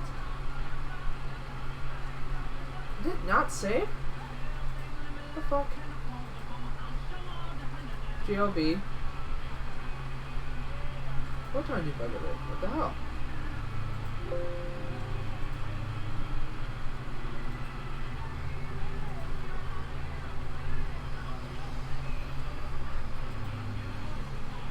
Why is it not showing up?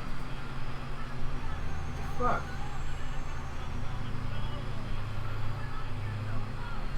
Bruh. Are you fucking kidding me? Ugh.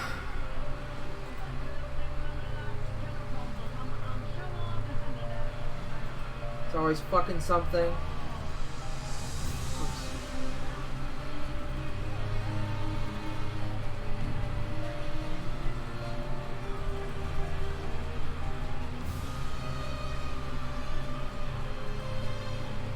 GLB, okay.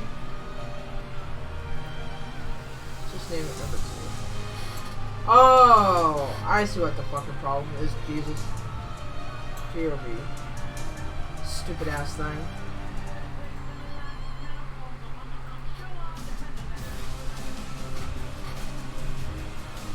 Alright, GLB. There we go. Import GLTF. There's our. Okay, where's our keyblade at? There's our keyblade. Okay. So, I'm going to move this real quick so that it lines up with this keyblade here.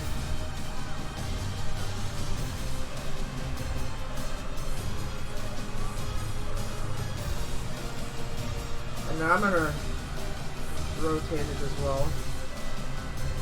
It's a little small right now, guys. Just bear with me. Rotate it.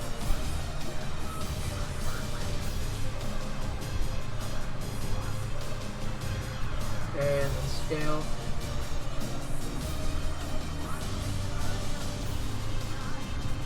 Okay. Move.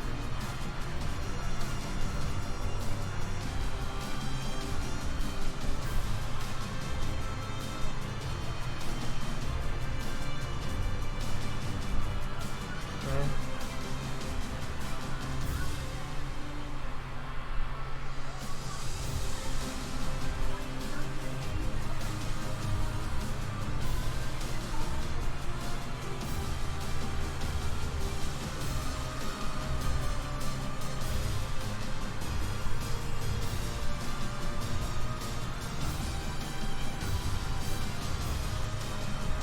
Go.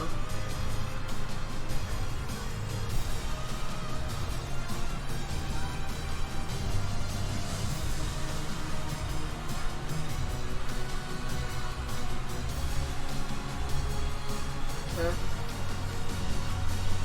Let's go ahead and scale it up a bit more.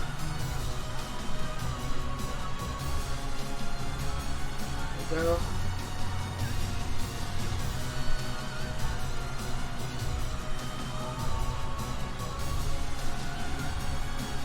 Rotate it again.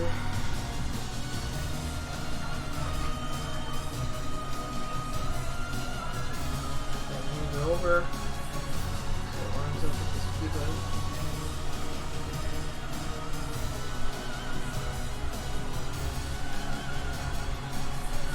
I'm also going to line up the keychain.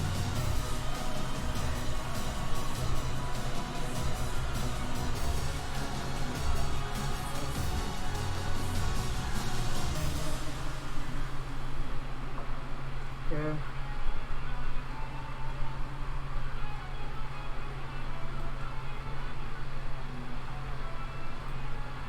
Okay. Got that done. Just go. Alright, now I'm gonna rotate the blade so it's facing the same way as the blade for the other keyblade.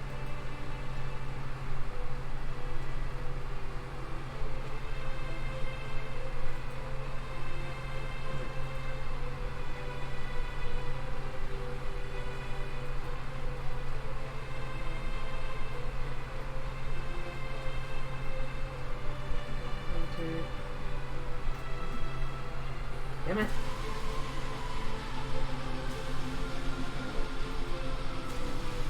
Position it. Go.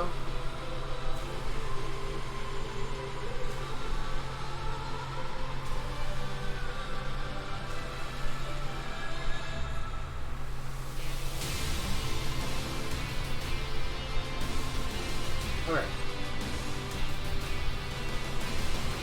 Now we're gonna delete this keyblade.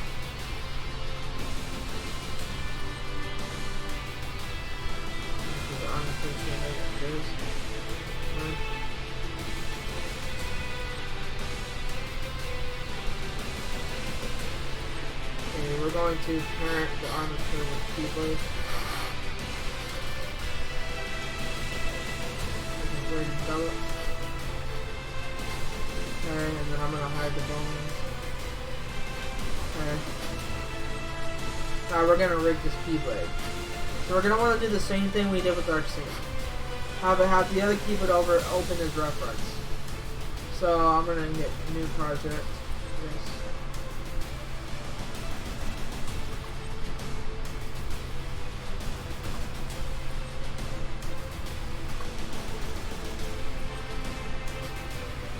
Okay.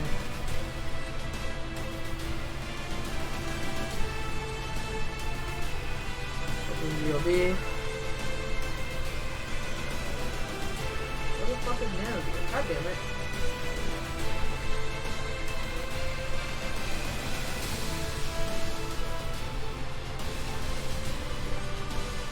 Why can't I do broke over here?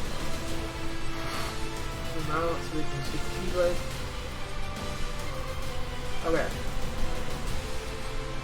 We're gonna review the textures on this. Alright, now I'm gonna flip the textures on this real quick.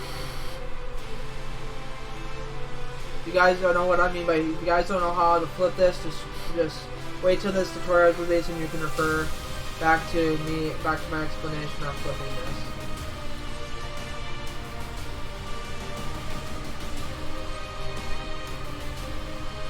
Alright, so edit mode. Okay. Maybe image over. Okay. Y-axis.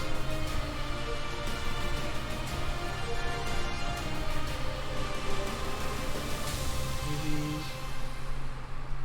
Here, Y-axis. Wait, did I just flip it? Yes, I did. UVs. Here, Y-axis. Okay. Got edit mode. Alright, photon debugger textures are flipped. And then I'm gonna hide the bones. So hide. Alright, now we're gonna go into paint weights for this as well. So paint weight. Then we're gonna go to the other keyblade. We're gonna go to paint weight. Let's select the keyblade first. So paint weight. And then go to the little triangle option here with the little balls on, with the little ball points on each corner. And then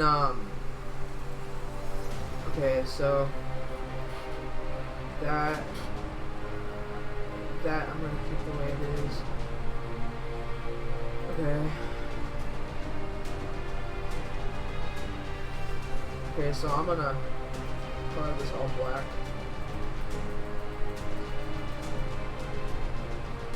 Since this is not the bone where the thing starts on.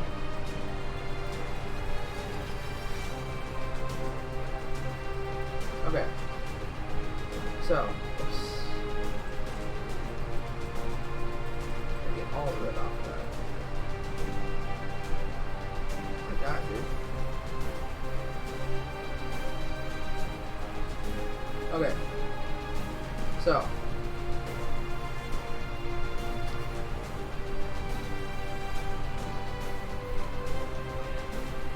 Okay, so. Wait a minute. Oh, okay. Alright, so.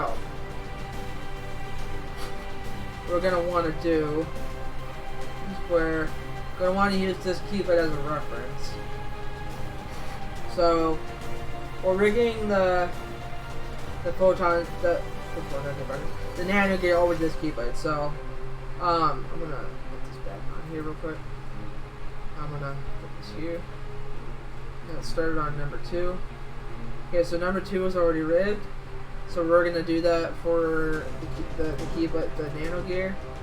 So we're gonna color this real quick. I'm gonna lower the radius on this. I'll do 12, I'll do 13 for this.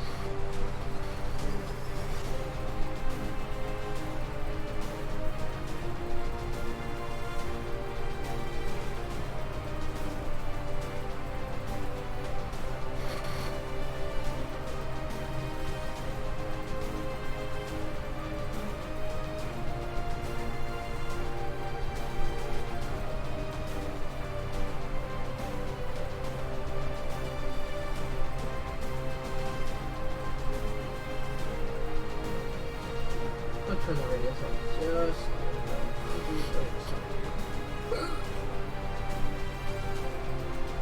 that way I can get more of it at once. And just make the entire keyblade pure red for bone 002. Oh, this is bone 001. Fuck. Don't make the mistake I made, guys. Do it on bone 002, not bone 001. God damn it. Let's do 60 so I can do all that. No, no, no.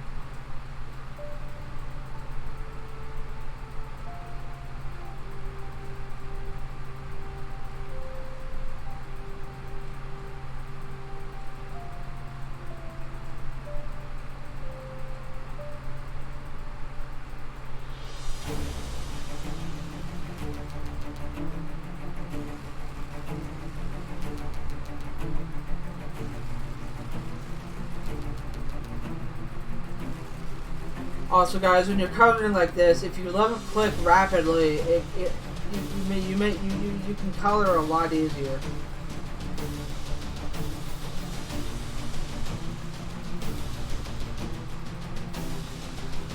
Sure, it'll make your finger tired, but it's the way I do it because it's the easiest way to get colors to go, get the colors to work.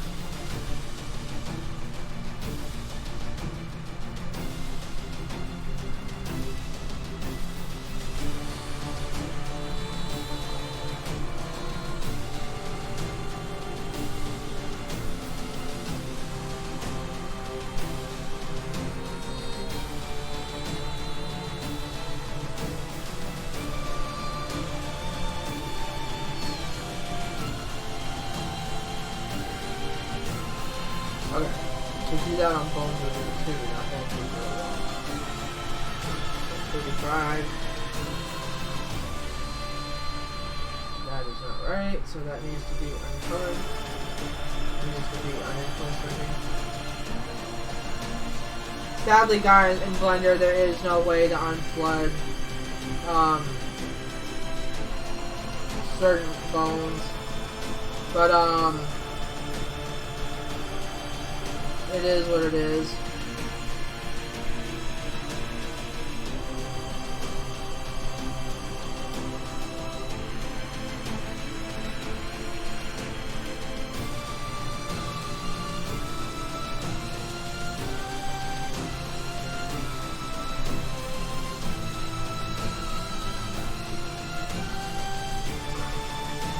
Okay, so for Bone Wizard 2, we're going to go back to Let's Draw, and we're going to color this all red.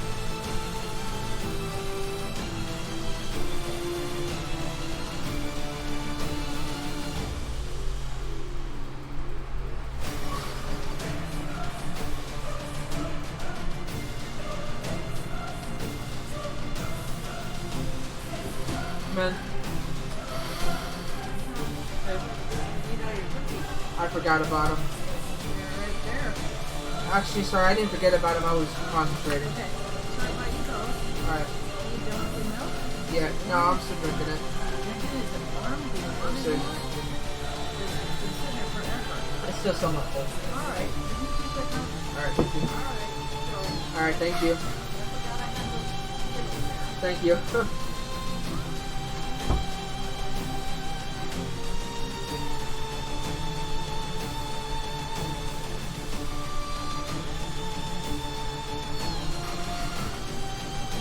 Color all this pure red.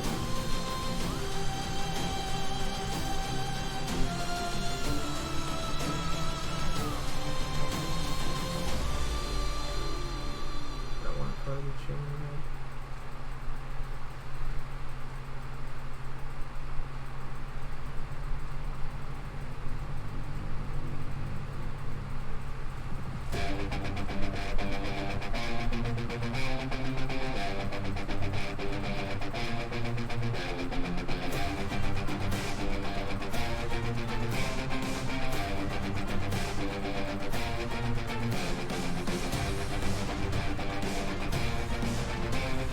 Okay, so you guys basically get the gist of the Keyblade.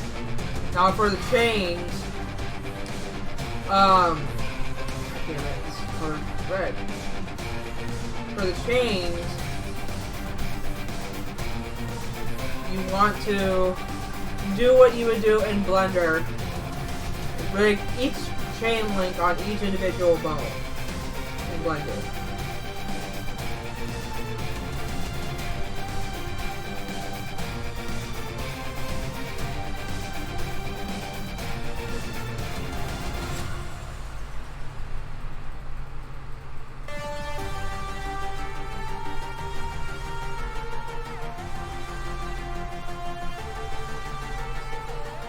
So I'm just gonna show you guys how to do this with chain link number 3, chain number 3 right now.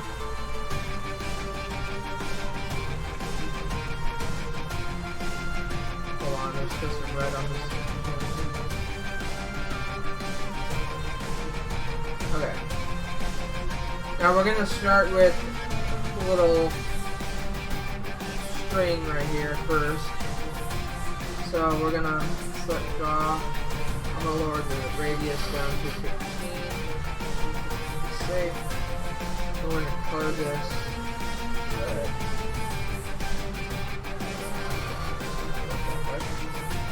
Why isn't that color? Oh. Okay.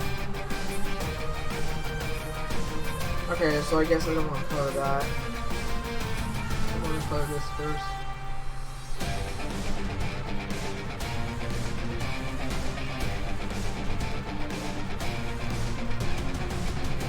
But yeah, you basically just want to color each chain link here, guys, here red until you have all the chain links red for each individual bone. So, for example, you want to do the first chain link on chain link 3, next chain link on chain link 4, third chain link on chain link chain link. What the heck?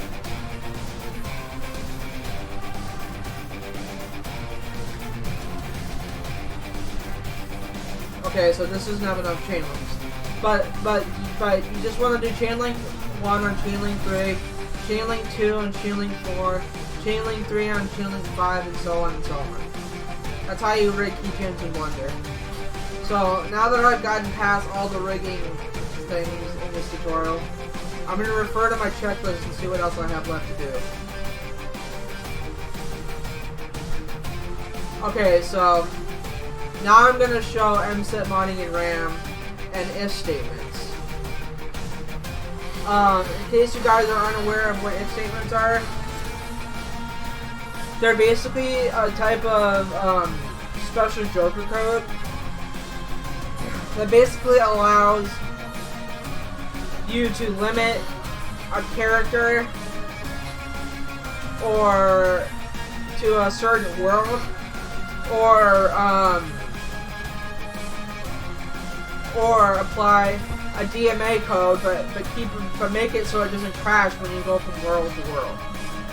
So I'm going to show you guys how to do if statements with allies. I'm not going to go through it with animations right now because I'm still learning if statements, and I need to figure out how to do it with animations or movesets, I mean. But once I figure out how to do it with movesets, then I'll make a separate tutorial on that.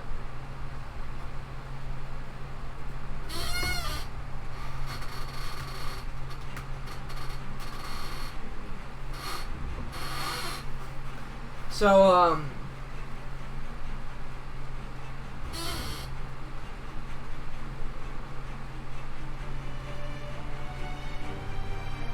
hold on, guys.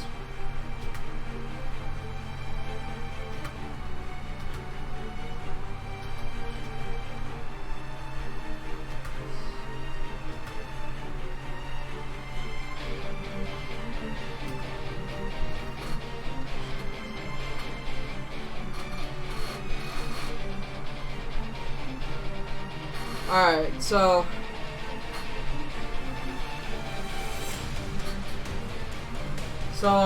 where I'm going to show you guys how to do that. So you guys are going to want to have PS2 disc for this, for the movesets. I provided a link in the description of the stream for you guys to download PS2 disc. So we're going to open up PS2 disc here. And then I'm going to open up PCSX2 real quick as well while I'm at it.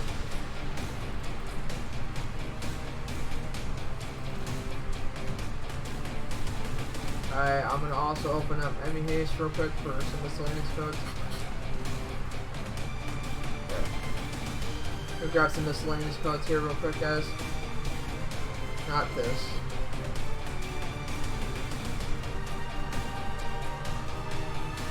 Okay.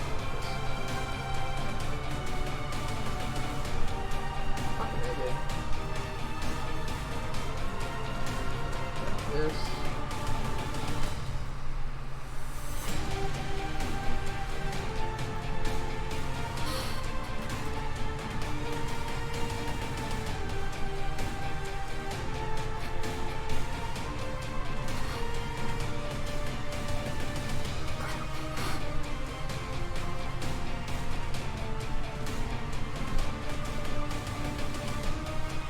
Okay.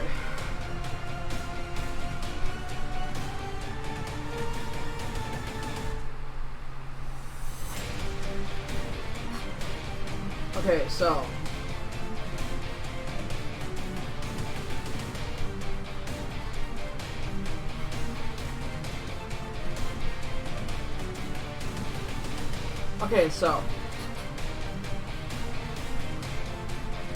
I'm gonna open up one more code here real quick.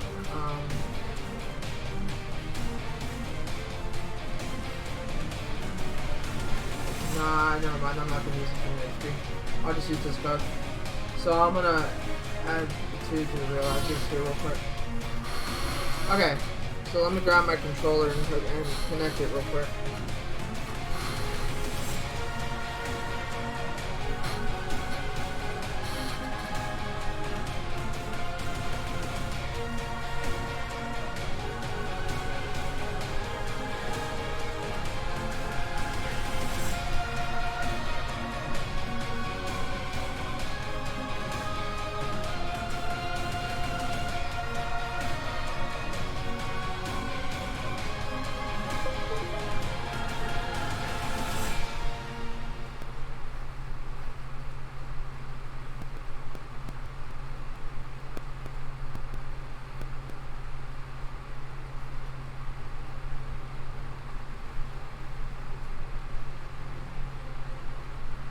Okay.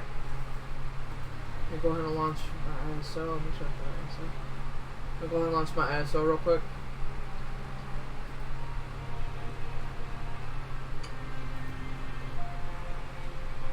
Over here. That over so you guys can see my game.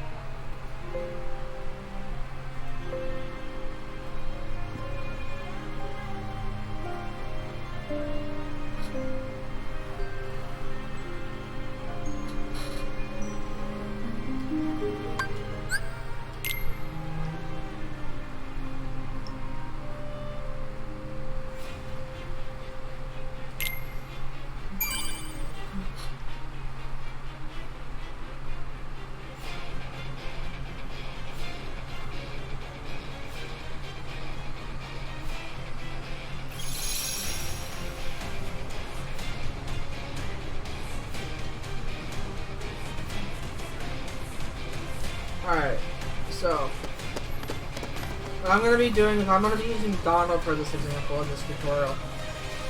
I'm going to expand this real quick. Alright, we're going to be using useful Donald's reproduction. So I'm just going to show how to do the reproduction. I'm not going to mess with the base code right now. But what you want to do is, what you want to do is you want to make sure you have everything loaded in images in your emulator. Click file dump. Name it to wherever you want. I'm just gonna name this useful,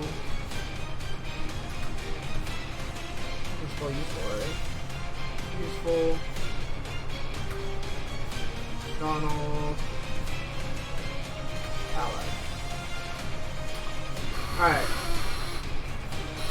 Then open up PS2 disk and open up your file dump that you just made.